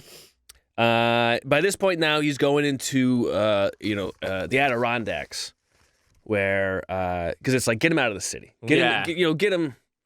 And he's in the Adirondacks, and they, where this cabin he's staying at, the family gets to know him. They're like, he's a good kid. They build him a boxing ring out there. And, so he, cleans himself up, goes out there, trains, and he gets a title fight against Maxie Rosenblum. Jewish fella. Now, Maxie was a character in the ring. He would muss your hair. He would poke you. He would grope you. He would grope you. He would slap you a little bit. Balls? He was doing straight up Three Stooges shit. Yeah. Oh, some people say some people say that That's where some of the idea for the Three Stooges came from Maxie Rosenblum. No. Yeah. Well, they're all Jewish fellas. You know that. That's right. All Three Stooges. I'm talking Shemp. He's a fourth stooge. All of them, man. Iggy Pop. Yeah. There's Maxie Rosenblum later in life. He would have a club out in Los Angeles called Slappy Maxies. Slappy Maxies. And I think it's in a gangster movie that's based out here from like 10 years ago. They show it. It was the one with the Sean Penn. I think I can't remember, but Slappy Maxie. And this is what Maxie said. I always hated to hit hard. I didn't want to hurt anybody. And then so the New York Times wrote, anyone who gets in the ring with Rosenblum is slapped to great frequency and moderate vigor. Oh, that's stupid. So they just get hit a lot, but not very hard. Yeah. Well, that's fun. Yeah. That's funny. He's just having a good time. Yeah, I like to have fun. Sorry. So he's going to fight August 27th of that year. He's going to fight Maxie for the title for the National Boxing Association. So this the NBA. joke clown boxer is defending a title? Yeah. Okay. But he's not a joke. He's a Hall of Fame boxer. Okay. Yeah, he's a real boxer. He just has a gimmick. Yeah. Okay. And August 28th of that year, they're going to fight. August 27th, Slats is in the Adirondacks, and some friends are like, hey, I'm going back to Buffalo. And he's like, guys, I'll bring you to Buffalo. I'll bring you to Buffalo this morning. August 27th, he drives him crazy speed. Full speed, every turn. 50, 60 miles an hour. Pretty much. Upwards of. They think they're going to die, and it turns out that he was driving full speed the day before his fight because he had to catch a ferry to a local beach to make a Charleston contest. And then he won the Charleston contest. You're kidding me. Swear to God. Wow. This guy, he loved a competition. Yeah, He loved dancing. Now, a Charleston. I mean, the dance, the Charleston. Yeah, Charleston. Dance to Charleston, baby. I love it. Don't you love that? I do. Yeah. I love the Charleston. I know how to do it. Yeah? Yeah. Cool. Cool. So he's actually lucky, though, because August 28th, Chew, baby. Whoa. a rainstorm came in. Fight was rained out for 2 days because almost all of these venues were open. They didn't have lights. I mean, they had lights, but they didn't have lights. Right. They had lights, but they didn't have lights? It was very rare. Like, baseball. Indoor lights were probably more difficult back then because of the heat they generated. And I mean, stuff. baseball didn't have lights until the late 40s. So when you say they had lights, but they didn't have lights, what do you mean? it was very rare for Like there'd be street lights, but there would be indoor lights. They would have Got street it. lights. Okay, for got outdoor it. venues. But they're more like lanterns. Yeah, Exactly. Okay. Got it. you could light a ring at night, but not indoors. but not indoors, and not enough of them to light a fucking baseball field. Without you cooking Yeah. These wieners. poor Dregs. slobs. Yeah. Plebes, heathens.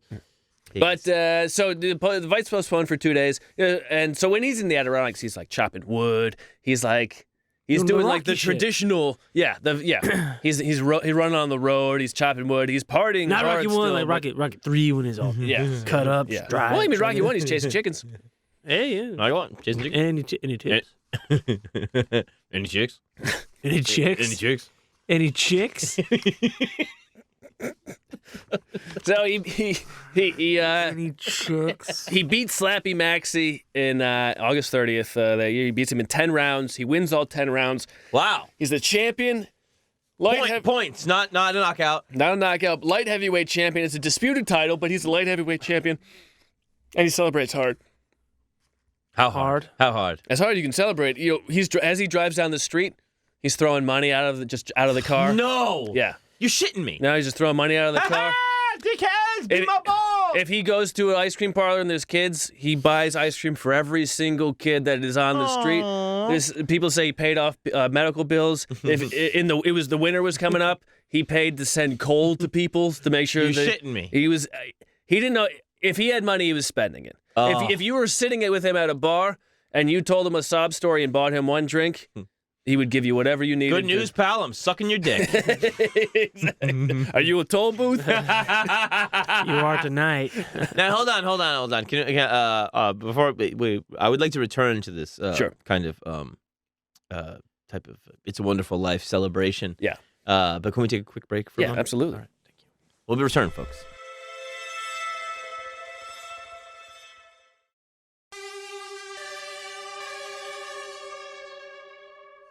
And we're back. Matt, the celebrations continue. So yeah, he's part. There's, Blake never touches on this story, but there is a story of Slats. He's in New York, and he goes to buy a car, and the guy he's trying to buy it from, is like being a real dick about it. Oh God. So Slats is like, "Fuck you, buddy," and so he leaves. He comes back, goes to someone else, and buys the car cash. Huh. And then his friend's like, "Why would you do that?" And he goes like, "Just to fuck that guy over." It's the kind of guy he was sometimes too. He could throw cash out the window, but also sometimes he would just blow cash just to prove a point. Blow cash? Well, shit. And through Johnny toll booths? Cash. That's I get that. A little spiteful. Yeah. Yeah. But hey, supporting local business. Yeah, I mean, if you're a generous person and you're like, why is this guy being a dick for no reason? Yeah. Fuck him. Yeah. Now I'm going to And embarrass him. oftentimes, it might be like an age thing too. He's a young guy. Oh, there's no way this guy could afford this kind of car. He probably gets that shit a lot being a young guy. Well, his eyes are probably fucking bloodied shot because he got his ass kicked. Why is this fucking idiot come here and buy a car? Looks like a meth head or whatever. His balls are hanging out. I'm not gonna sell this guy a car. It's got any fucking collateral or credit. His fucking balls are everywhere. They stink. So December of that year, after he wins the title, now the groups that are defining the titles, National Boxing Association, they have got together and now they've put their two titles together to have a unified national light heavyweight title. So there's no dispute now. Now he's he could be the national light heavyweight. He could be the light heavyweight of the world, right? And it's in December of that year. He hurts his hand midway through the fight, his left hand. And so he decides he's going to coast through the rounds 11, 12, and 13. Now we only have 10 rounds. Mm-hmm. So he would have just won it on points by then. But now, for now. But back then, 11, 12, 13, he goes through. He tries to save his energy. He loses on decision. That was 1927. Loses his chance at a unified title, undisputed unified title. And now again, it doesn't mean everything changes, but 1928 he wins all 9 of his fights, but by all accounts he's largely shit. And by all accounts he is just drunken garbage. This is from Blake. Buffalo was awash with tales of Slattery's depravity, staggering from cafe to cabaret, socializing with notorious characters and lewd women, getting tossed out of the big house by bouncers fed up with his belligerence.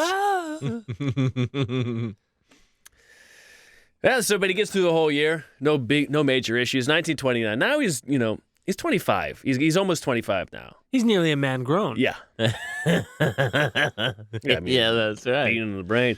Yeah. He beats a man named Len Darcy on March 4th of that year. Then he's supposed to fight James Braddock. James Braddock, of course, Cinderella Man. Mm-hmm. Mm-hmm. And Braddock, a week before the fight, he is barely trained, Slattery. And a day before the fight, he's spotted on top of a New York City cab drinking champagne as it drives through the streets. Oh, my God, like fucking Teen Wolf? Yeah. That's fucking insane. That's 2 days before the fight. Oh, God. Or was it? No, I'm sorry. A day after the fight. So he loses to Braddock. He comes out swinging. He hits Braddock. Braddock later says that when Slats hit him, that it's the lights. It's like the lights changed. Slat says that when Braddock Braddock said when Slats hit him. Braddock beats Slats in this bout. And Braddock, Cinderella man. Braddock says Slats is the hardest guy the hardest punch he ever faced. Wow. And he says Slats hit him one time, and he just the lights changed. Right. Turned into a pumpkin. Cinderella. Love a Snow White fellow myself. A day or two after this fight, that's when he's spotted on top of this cab, drinking champagne in New York City, driving through the streets. A day or two after that, he's spotted at a house party in Buffalo, completely disheveled. 2 drinks in his hand, completely plastered, his arm around a young woman. 2 days later, no one knows where he is. Uh-oh. This time he's discovered in jail in Elkhart, Indiana. He had taken the trains back out to Indiana. Arm around a young man. Yeah. Why do you go to Indiana? Well, because it's a natural connection from Buffalo with the trains. It's on the way to Chicago. Uh-huh. So you ride the rails until you get to Chicago. Well, you never made it to Chicago. Indiana. Pit stop. He's with his lady. She's not 18 yet. That's a violation of the Mann Act. The what? The Mann Act. Oh, what, crossing state lines?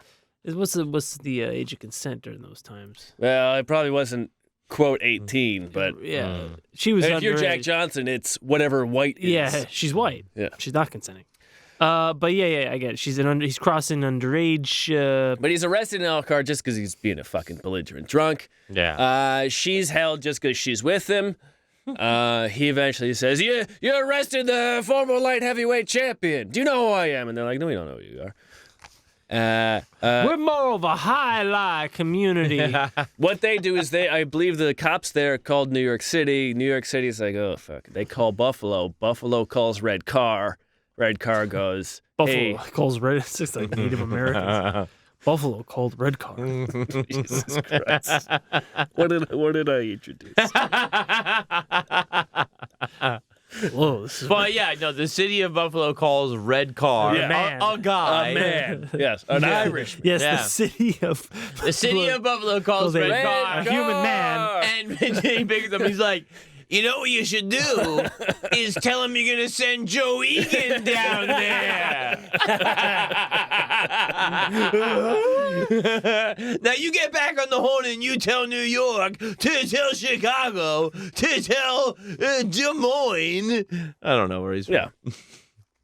But so he's discovered in Elkhart, complete bender. The girl he's with, when she gets back to Buffalo, her parents send her straight to a convent.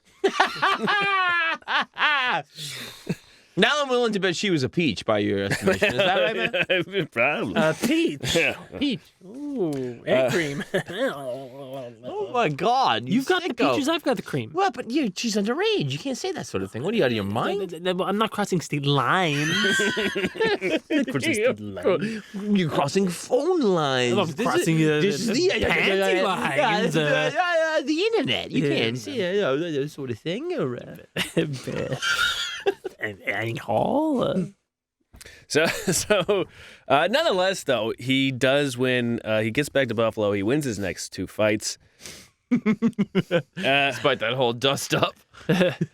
He loses. Then he loses to Rosenblum again. God, he got fucking doinked in the eyes or whatever. But this time when he comes back to the station for the first time in his life, no one is there to meet him in Buffalo. Oh boy! But after that. Then he's in a Buffalo stance. Then he beats Johnny Haystack. Uh-oh. Yeah. And then he beats Rosenblum. Oh. You're shitting me. And he smite. And then he still ends the year 8-2. 8-2. Hey. Better than kicking the balls. So he's out celebrating near the end of the year. He's out celebrating his beating of Rosenblum, and he's attending a formal dance for Buffalo's art academies. And it's there. He's 24, 25, and there he sees Elizabeth Pendergast. Oh. Love at first sight. He's 25. She's 19. Oh, perfect. Oh. They fall in love immediately. Ejaculating. Now, her parents, they fucking hate him. They do. She's supposed to go to fucking school and seminary and study piano and singing. and meet some big wasp jackass. Her dad is the depression's hitting.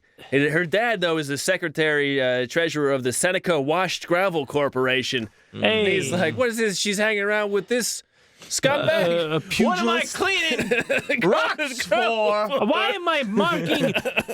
Why am I doing rock paperwork to send you to debutante cotillion so you can marry a pugilist I don't think so. with his balls hanging out? Yeah. And you say his father is a wall squatter? And his trainer's a red car? Huh?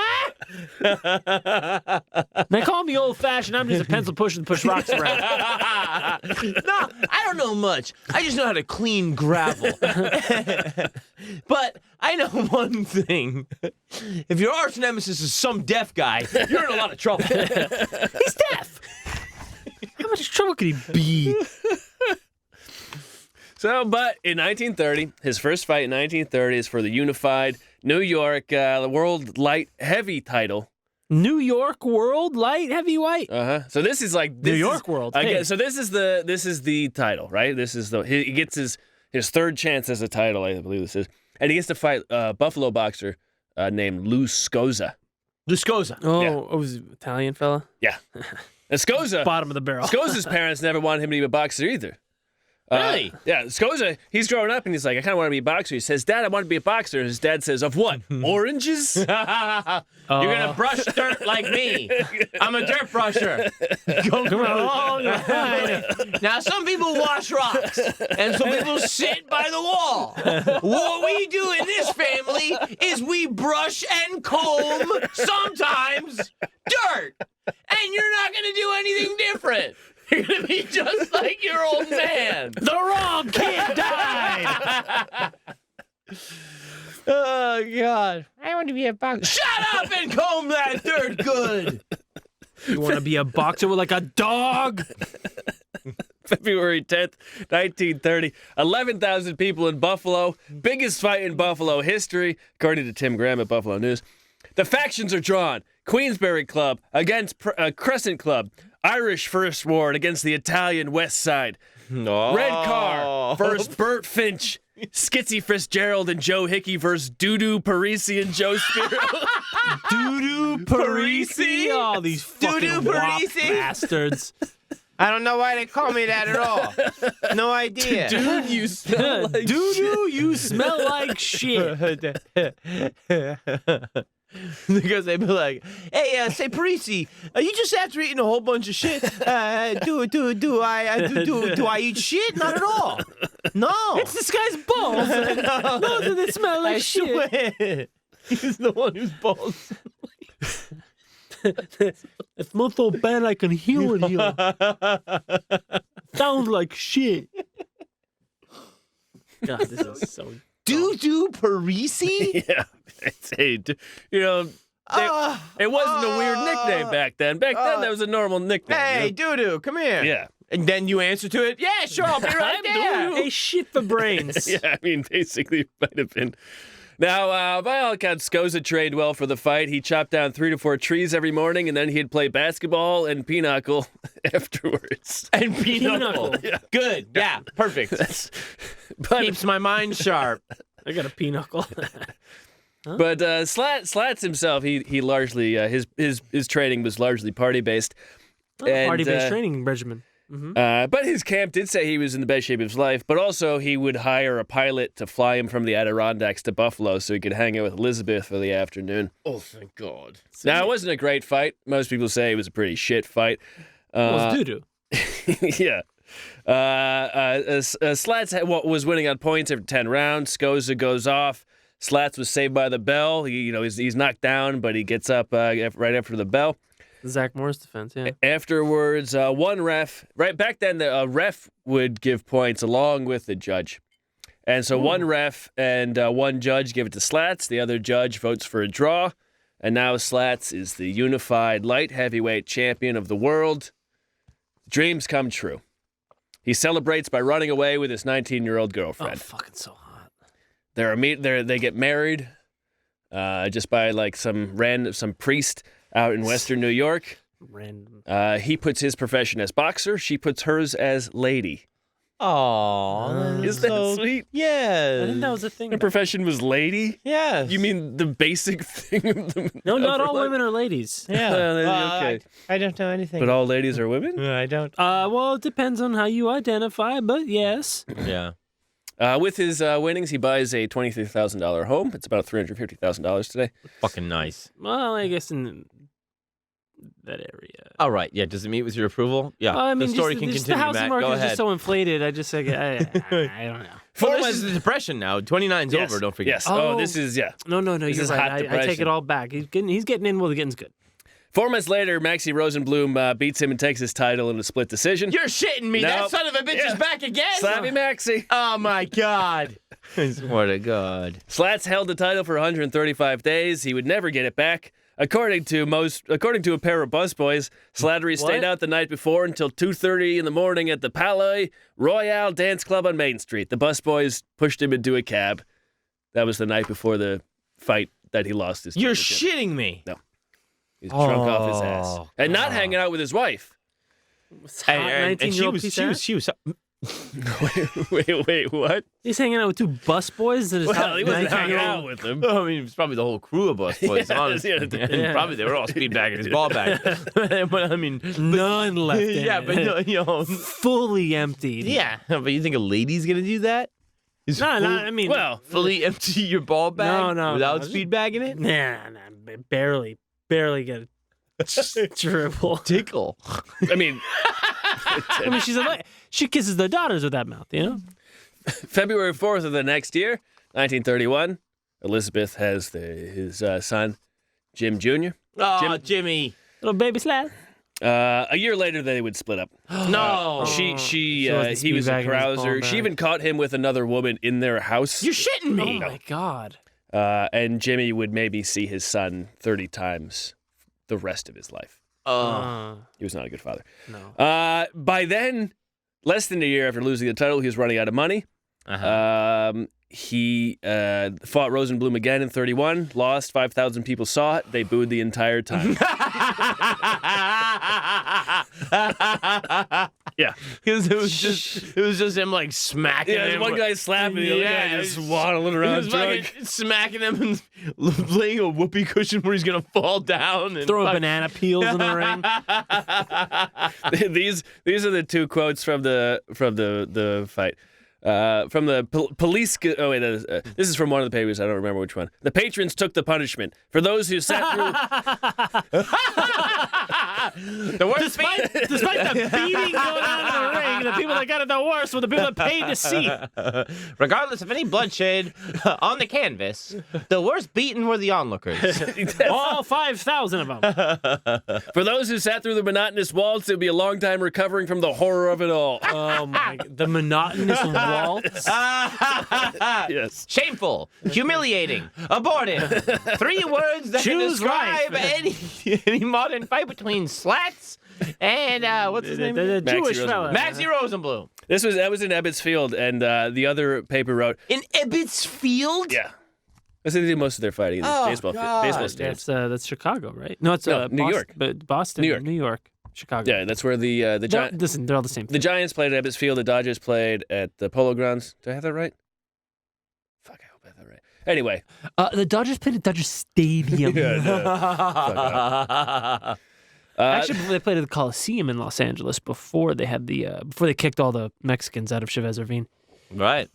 Oh, this is from the other paper. The 5,000 or so fans who journeyed to Ebbets Field would probably have gotten more thrills if they had gone instead to the Brooklyn Botanical Garden across the street. To watch The Botanical Gardens? to watch the fucking plants. Oh, cross-pollinate? Oh, so fucking hot. Oh, Even God. if it's asexual. Oh, new species. A few days after this, New species. Oh. a few days after this fight, Slats is involved in another fight. He makes the news for this one. This one's a street fight. Uh-oh. He slapped a woman, and then the man that was with that woman pinned Slats to the ground and beat him savagely, shouting, "If you wanted to fight, you should have fought in Brooklyn." Wow. Yeah. You know, that hometown crowd, you know. Brooklyn. And then shortly after that, his house was foreclosed on. He never made a single pavement. His wife and son moved in with her parents. Aww. Over the next few years, he'd have 6 more fights. He would lose to King Levitsky at the end of 31, a legendary Jewish fighter. Not a long career, but a great name. In 1932, he was arrested for drunk driving. After getting out of jail, he was immediately arrested for drunk driving again, driving home from jail after he crashed into a parked car. Oh, boy. That's rich. Let me tell you, I just Hey, have one for the road, pal. See you real soon. Slats, you got it. Were they serving beer in jail? I mean, he might. Who knows? Maybe he's still drunk. He wins. He somehow gets a fight. After that, he wins. Then he loses his next fight. He gets knocked down 3 times without landing a single punch. Oh. In 33, he doesn't box at all. Him and his younger brother Joe move in with their mother. Joe was an alcoholic, newly estranged from his wife and daughter, so they had that in common. Year after that, Joe walks out of their house while drunk, gets hit by a car, and dies. Oh, God. He was 28 years old. 28. Yeah. Fucking child, man. Yeah. God damn it. 1934. Now he's 30 years old. He has 3 fights. He wins them, but he's done. He's age 29. He's 29 by the end of his 3rd fight. His older brother that year dies of tuberculosis. His father had died, years ago, and it was one of the tuberculosis. You can catch it, and so it's one of these things where, like, his niece she has this story about remembering her dad, like, coughing a lot on the porch, and she couldn't even go near him. She had to be down the steps to hang out with him on the porch. By now, Jimmy's a mess. He's a total mess. 1934, he's digging sewers for $18 a week. $345 today. And then he got fired because he broke his shovel, and the rumor is he broke his shovel by leaning on it too much. One day, the foreman says, "Jimmy, can you go give me a box of cigars?" And Slats showed up the next day with no cigars.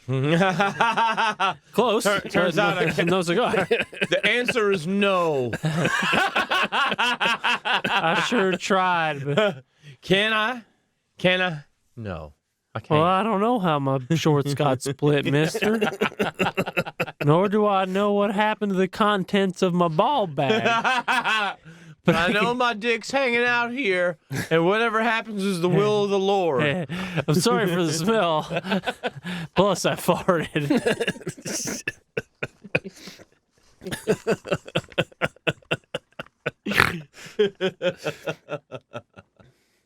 June 1935, he gets in a bar fight. It takes 4 cops to take him down.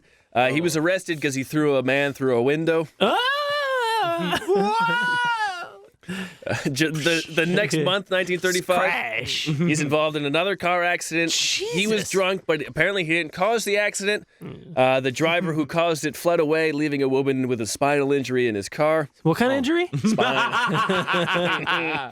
Like a vertebrae or something? The autumn, a few months later, in 1935, he's arrested after a brief car chase after he speeds through town. He couldn't pay the $20 fine. He's given leniency. By now, he's a transient. Oh, what? A shisha? But also, he wasn't. He wasn't the only boxer who was out of money. This is it's a common thing today. Now, and it is a very common thing. James Braddock was on welfare, and then he came off of welfare, won the title, and then later went back onto welfare. Yeah. McTeague and Shea, these guys who were around they were in insane asylums. You're shitting me. Berlenbach, this guy Berlenbach, he filed years ago. That guy. He was driving a taxi. He once fought in front of 60,000 people in Ebbets Field, and the gate was $500,000, about $7.3 million today. He was driving a taxi, and they said, "Well, what happened?" And they said, Berlenbach said, "The money just goes." Yeah. You get it? It just goes. Yeah. Yeah. Slats over his career made somewhere between $400,000 and $500,000. That's about, was it? If I can write that down. million? Yeah, that's about $7.3 million today. All right. Or, somewhere, $6 to $7 million today. Mm-hmm. Not a ton of money, but a ton of money. I mean, if you're comfortable living on you can't throw it out the window. Yeah. You cannot throw it out the window. You cannot hire private flights. You cannot buy banana splits for children. You cannot.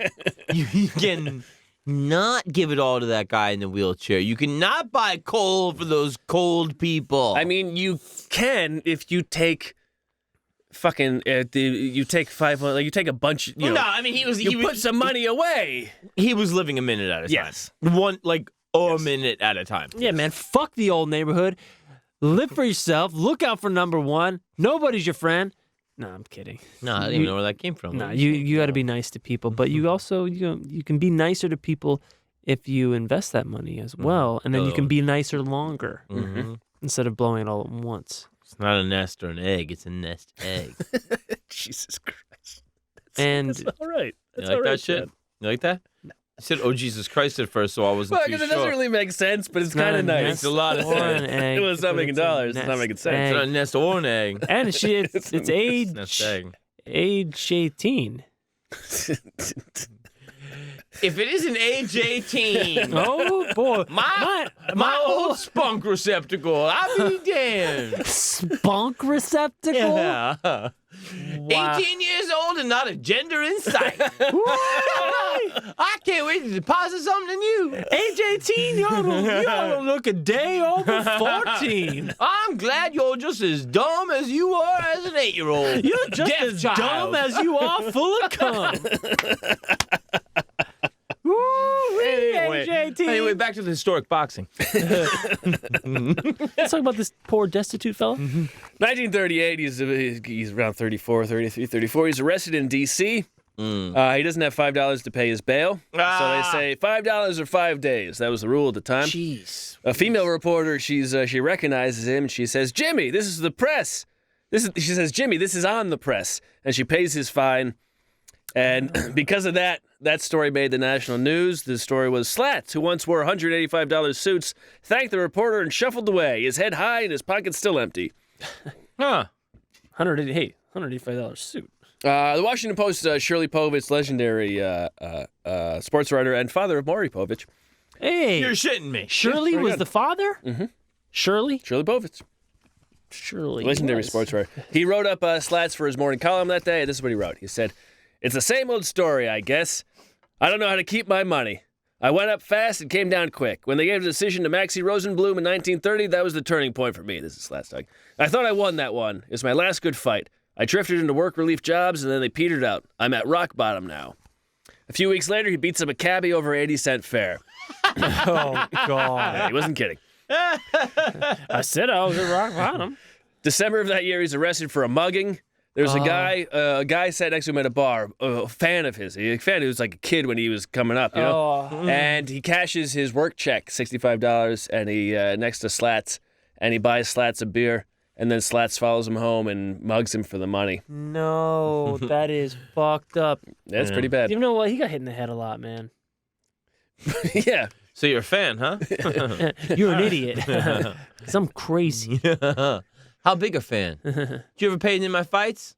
Did you pay into that under the Queensboro Bridge shit? I bet not, because nobody did. You'd say, that's a nice watch. Can I see it in this light? How about this light? Daylight, motherfucker.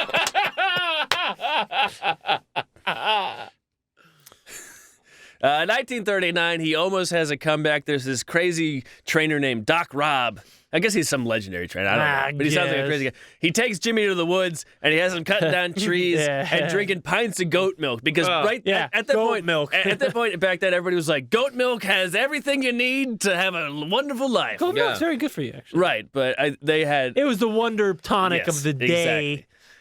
It never materialized, but the publicity led him to job training. Plus, it was Doc Robb's cum. Goat. You could be the GOAT. Greatest of all time, pal. Just drink this milk. Give me a minute, though. It leads him through a few toll booths. He gets publicity out of this. He gets some job training, but the publicity leads him to this amateur boxer turned reporter named Sammy Brightus. And he writes a small bio of Slats, and he calls it The Saga of Jimmy Slattery. And he moves to Buffalo, and he, writes this thing, and he sells it, and he makes some money. And I can find almost nothing about Sammy Brightus other than this, but it sounds like a name that it sounds familiar, but it's not. But Sammy Brightus coins the phrase, Jimmy Slattery was the greatest fighter that ever lived and the greatest liver that ever fought.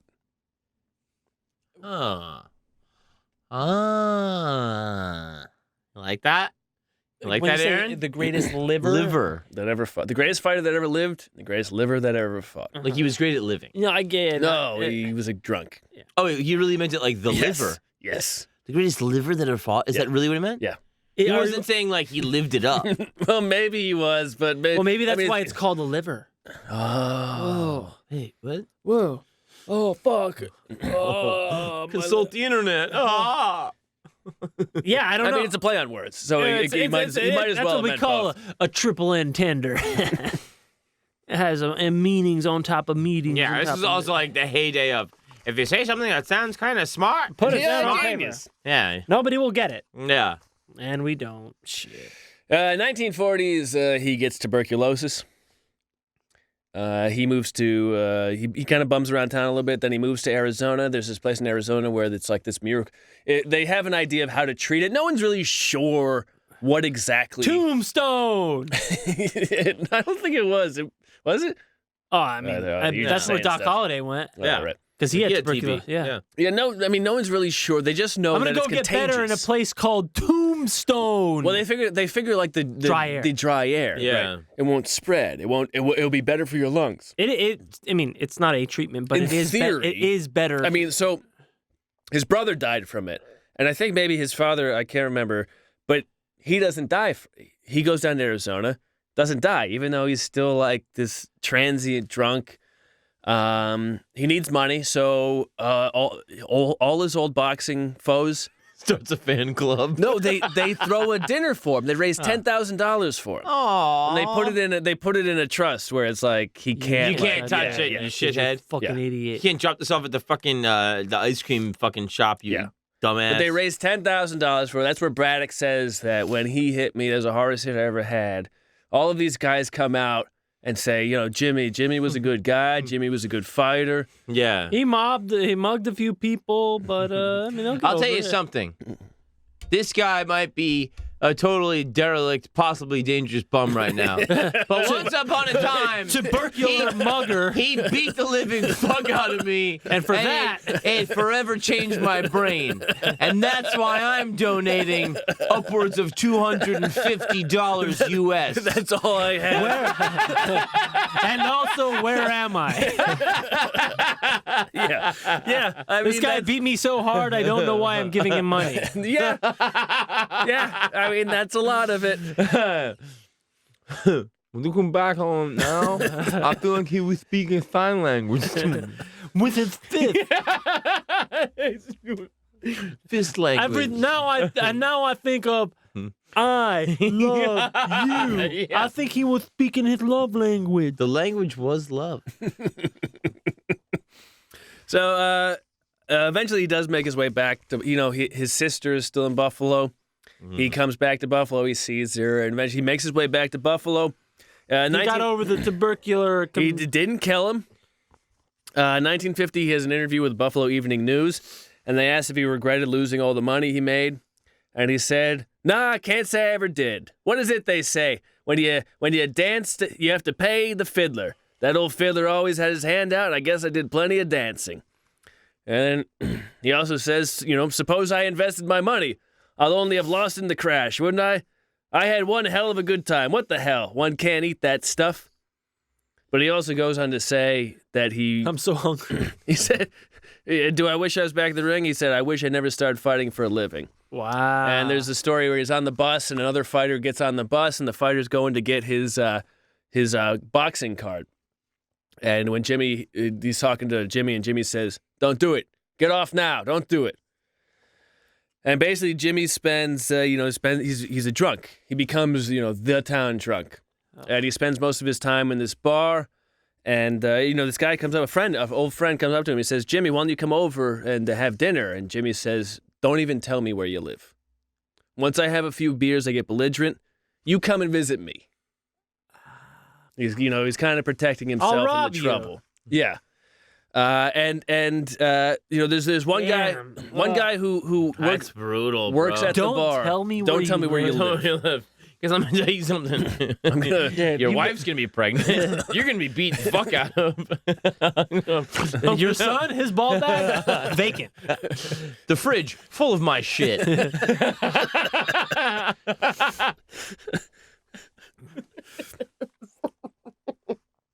There's one guy who says that like he worked at the bar, and when Jimmy would come in before he drank, he was very nice. You could have a conversation with him. As soon as he started drinking, you couldn't understand a word he was saying.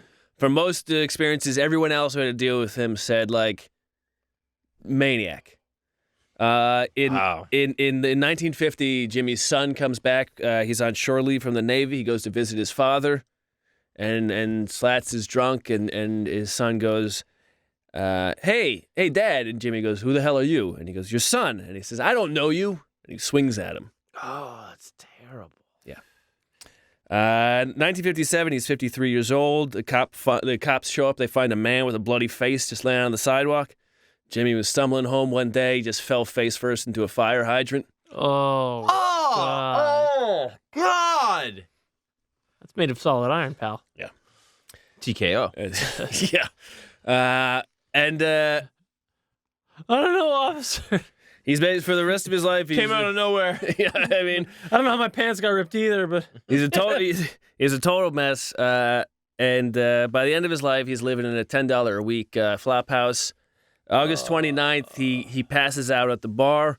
His friends bring him. So I think some stories they bring him to the hospital. He gets out, goes home. He's found dead. August 30th, 1960, in this flop house. He's had tuberculosis. Lived until he was 56. Damn. And some people say that his ghost still haunts that area. That Buffalo. dirty old flop house. That bar he used to drink in Buffalo. Really? Yeah. His career record: 111 wins, 13 losses. you guys know balls? 111 wins, 13 losses, 49 knockouts. Damn. 4 against. Damn. He was for about 16 years after he died. He had an unmarked grave, and then the Friends of Buffalo and people knew him. They put some money together to give him a gravestone. Hey, all right. And I think about sometime in the 2000s, he was elected into the Boxing Hall of Fame. Really? Wow. Look at that. That's Jimmy Slattery. That's pretty good stuff, That's man. a pretty ferocious tale. That's pretty brutal. Yeah. A lot of living before you're 25. Well, I mean, that's the thing. A lot of living. He was a good liver. He comes up at that age, and he's the toast of the town. Mm-hmm. And it's not a big town. It's not a big town, but it's at the time an important town. Big, industrial, yeah, very important town. It was during the town's heyday. Oh, absolutely. Yeah, the was heyday. it was never the same. Yeah. But, I mean, you know. You got to give it to him. He came up at the right time. But, I mean, Jesus Christ. I mean, in some ways, if he wasn't such a shit at the end of his life, but in some ways, I do feel pity. It's almost like, I don't want to say he never had a chance, but his chance was boxing, and he never made the most of it, but he made his part of it. He made his most of it. How much more of it was he going to make? Right. Well, also the thing is just like, hey, you dumb pig, you're a celebrity now. You fucking won some fights. At that age. Yeah, and then you go and now, and what do you do with that? Right, and also Party. the sport of celebrity hadn't really been like navigated or perfected Dempsey yet. was the guy that already thought he was weak for not getting his shit kicked in all the time. Right. What a pansy. Mm-hmm. Right. I mean, people still don't know Of how course. to navigate celebrity, so you can't really fault him for that. It's probably it was more destructive to him and to many people than booze or drugs or any sort of disease. So it's can't fault him too much. Let me ask you something, Aaron, as the guy that profiled Pete Maravich and stuff it's very you're right. In regard to this, and both of you, I would like to ask, what do you think of the idea of somebody that is a athletic superstar that is saying, I have absolutely no interest in being a role model? Like Charles Barkley. Yeah, I mean, Charles Barkley did. He said, say "I'm that. not a role model." Yeah. Well, I mean, the thing is, Pete eventually did become, somewhat of a role model, or at least tried to become. Right. But what do you think about that thing? Or would you just go like, I don't want to do it, and I'm not going to be it because I never asked for that. All I did was play a sport well, and that's all I want. I get it. But do you think it's actually acceptable for the role that you're going to play in society if you're a successful Listen, man, these people athlete? are not. Politicians should be role models, and they're not. Fuck them. Yeah, exactly. Yeah. Right. No, but what I'm saying is, if you're the person, Compared, what do you think? if I'm who? If you're the person that is, I'm the athlete. performing, like in some kind of remarkable way, and you go like, this is a duty that's being placed on me. I didn't actually ask for it, but how much? You never ask for it. No, you never ask for it. No. But are you supposed to accept it or not? Are you supposed to, or am I? What do you think? I don't think it's fair to place that burden on people. Right. But if I it think was- you should be a good person, right? But if somebody's role model should be their fucking dad or their mom, For sure. not this stranger who's good at putting a ball in a fucking hole, Right. right? Or beating the shit out of somebody, Yes. right? So I don't think that's fair. I think everyone should aspire to be somebody that somebody else aspires to be like. Right. Of course, no matter what you do, you be a fucking street sweeper. You could be the king or a lowly street sweeper. Sooner or later, you're gonna meet the reaper. Right. But I don't think it's fair to. I mean, especially people But that do are, kids- especially like athletes, because athletes. I mean, a lot of pro athletes come from fucking, like especially boxers, come from the bottom of the barrel of the socioeconomic ladder, right? Yeah. Chance, yeah. So I don't think it's fair to place that on them. But But also there is that is so much a thing in the more poverty-stricken a community is that there is more idolatry of superstars in music because they did it, or sports or anything else. right. But there is a lot of people that are like, I am responsible and I am a person they listen to. Well, then And those some of them will go back into those schools and be like, hey, listen, like, chances are Learn to you're be not rapping. be a CPA. and- yeah, like fucking go to school and like, get a good job. Yeah, and, but like, I mean, also, those systems benefit from the idolization of those roles, mhm. right? That's a big carrot to dangle in front of. I mean, the head coach of Memphis basketball went into the fucking slums of Memphis and built basketball courts with the big Memphis, fucking Tigers or whatever. John Calipari. Yeah, Tiger built basketball courts with the Memphis logo on them. Mhm. Why? Well, because he knew that people would play there Yeah. and want to go to Memphis, right? Like, it's not. I mean, if you really cared, they'd fucking buy books, Right. right? And I think if Yeah, I mean those were kids that helped his program. Yes. All of that is corrupt. Let's just take that for granted. and if they really wanted to make role models, they would teach these players when they get into the league about money management and fucking not having like entourages and shit, and civics and shit. So Well, that's what they're starting to do. The NFL has, realized that most of these guys only have a year or two. Like the average NFL career is. 3.2 years, and it takes 4 to get your pension. Yeah. So, I mean, And that average includes 25-year quarterback careers. yeah. So getting rid of those outliers of kickers and quarterbacks, the real average length of an NFL career is like a year and a half. Yeah.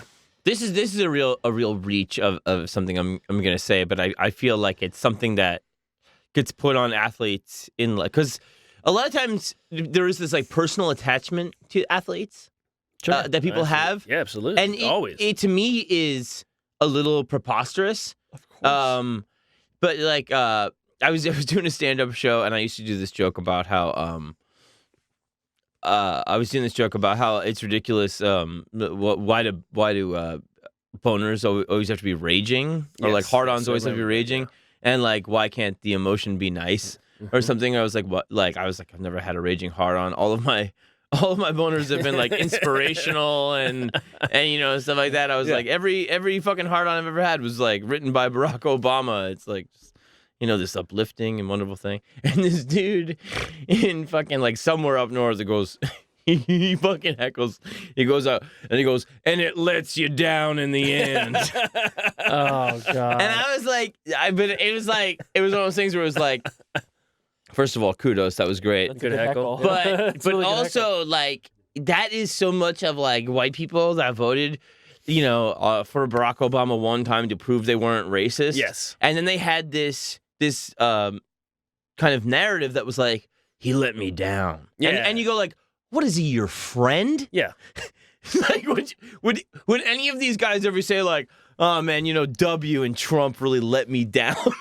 like, there's none of that attachment. No, because the people that vote for Trump, they'll never say they let him down, even if they fuck his wife. Yeah. But it was like this idea of I voted for a black person and like it challenged. It challenged me, so therefore I feel like. Do you think I was vulnerable and the guy let me down because what? Yeah, there's never a real reason. Nothing happened during those he years. kept droning people. I think people that vote for Democrats always say that their Democrat president lets them down. Yeah, I guess. Yeah. So yes, racist people say it all the time, but I don't think it's just a racist thing. But I do think in the specific instance of Obama, it was like the only reason we voted for a black person was the Republican Party had us like in two endless wars. The fucking economy. Well, and they had a fucking bimbo as a vice president. But also, the economy was in the shitter. Like, tailspin. Like, we might go to the Great Depression. Right. So we did not vote for him just because he was a black. Republican was completely unthinkable. It was obvious McCain was going to lose, so they're like, "Now's my chance to prove I'm not racist." Yeah, and they did it one time to be like, I'm gonna hold this. I'm gonna hold this. The actual only viable hold this option. over everybody forever. Yeah, I know I'm like steering in this new political thing. No, it's stupid. but I see where you're going. But the thing is this like personal. In a similar way, these athletes are taught to work their ass off at being the best at their sport. Yeah, and then we say, well, why aren't you a leader in your community? Yeah, well, it's because and you're like, you should have leaders in your community. Yeah. You should look up to them to be the best at sport. I'm not from Green Bay. Yeah, I'm from Memphis. Yeah, and do you know what I know about my community? You're all white. Yeah. And like what you should know about environmentalism is what I know about the backboard. Yeah, exactly. Because that's all I've been trained to do. Charles Barkley is a role model of rebounding. Yeah, getting head in cars. Yeah, and $10,000 golf games. Yeah, Tiger Woods is a role model of picking up Perkins Diner waitresses. Oh God! If you can make a Perkins Diner waitress famous. Then you are talented. Yeah. He's the Tiger Woods of making Perkins Diner waitresses famous. Yeah. Shout out to Perkins. It's a good diner. Great. Little muffin. Oh, yeah. Ooh. Split it, put it on the grill. Little butter on there. You got yourself a grill muffin. Oh, my God. It's a Tiger Woods right there. I consider myself the Perkins waitress of golf, to be completely honest. I consider myself the golf of Perkins waitresses. I consider myself the toll booth attendant of boxing. You can blow right through me. Right, that was a super fun profile. That was Thank great. you guys were fantastic. I'm sorry I got a little out of hand at the round table at the end. That's how it goes. Also, Barack Obama didn't let me down. No, he didn't. He didn't let anybody He was down. exactly who I thought he was. He didn't let down Raytheon. He didn't let down Wall Street. He let down some missiles from drones. Yeah, he dropped them. Yeah, he killed the wedding party. Shot them down. I don't approve of But that. it was just one of those things. He let down a few Yemeni brides. Yeah, not a good time. The economy recovered, and it was. No, but it's a still funny heckle. It was a great heckle. It was a great heckle, but it was just one of those things where it was like, oh man, you take it personally. Yeah. This thing that has nothing to do with you. No, I really think a lot of middle-aged white men absolutely feel that way. And they really feel it like seriously. No, they do. It's absurd. Absolutely, they do. Let them down. Listen, I think it's a funny thing to say. I let my guard down. I went out there and there I did. I voted for a black man. I was disappointed. And you know what happened? He disappointed me. He generally improved the economy. Yeah, it's like, what the fuck did you fucking... Like, what did you... Because that's the thing. You had to be doing jumping jacks. if like to get like He had to suck a your white dick. person's approval, Sure. what happened? He had to the toe economy booth you. should have shot out like a fucking bottle rocket. No, not even that. You just had to win the lottery. Well, maybe devil's advocate. Maybe he meant, listen, man, I wanted a public option for healthcare, nope, and I nope. didn't want. Do you think he meant that? Nope. I don't know where you did fucking stand No. up, bro. And you know what? It was up in fucking Reading? Catholic country up there. Catholic country. Yeah, Catholic California country. You're in Fresno, were you? Yeah, Fresno. Okay. Oh, it was Fresno. Yeah. Ugh. Well, there you go.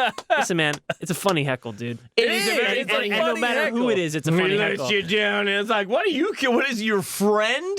Hey. This is nobody else in politics who And would talk. honestly, that's such a better heckle than saying like some racist shit. Like, Well, yeah. For sure, But yeah. do not put... fucked your wife. But he was really just offended that I said Barack Obama was uplifting and inspiring. I mean, I wasn't there, so I have to take your word for it. Yeah. Which I will. And will. Just don't let me Oh, down. there you go. Aaron sides with the fucking bigot. Big surprise. He Fucking voted asshole. for Obama. How bigoted could he be? All right, guys. That was wonderful, Matt. Thank you. Don't call me big. Call me big sexual. I'm going to call you Big It. Matt, I loved that profile. Thank That's you. great. That was wonderful. It was a fun time. It was a nice time. I yeah, like that a lot. Hey, John. Hey, Happy birthday. Happy birthday, John. thank you guys. Oh, it's still your birthday. Everybody wish John a happy birthday on Instagram. Love you, boys. Aaron, I work with you all the time. I love you very much. I love you too, buddy. Matt, you work very hard on this show. I really appreciate it from the bottom of my heart. And all of you listen out there, I love you very much. My name is John Fahey. My name is Aaron Pita. Matt Brousseau. Good night, everybody. We love you.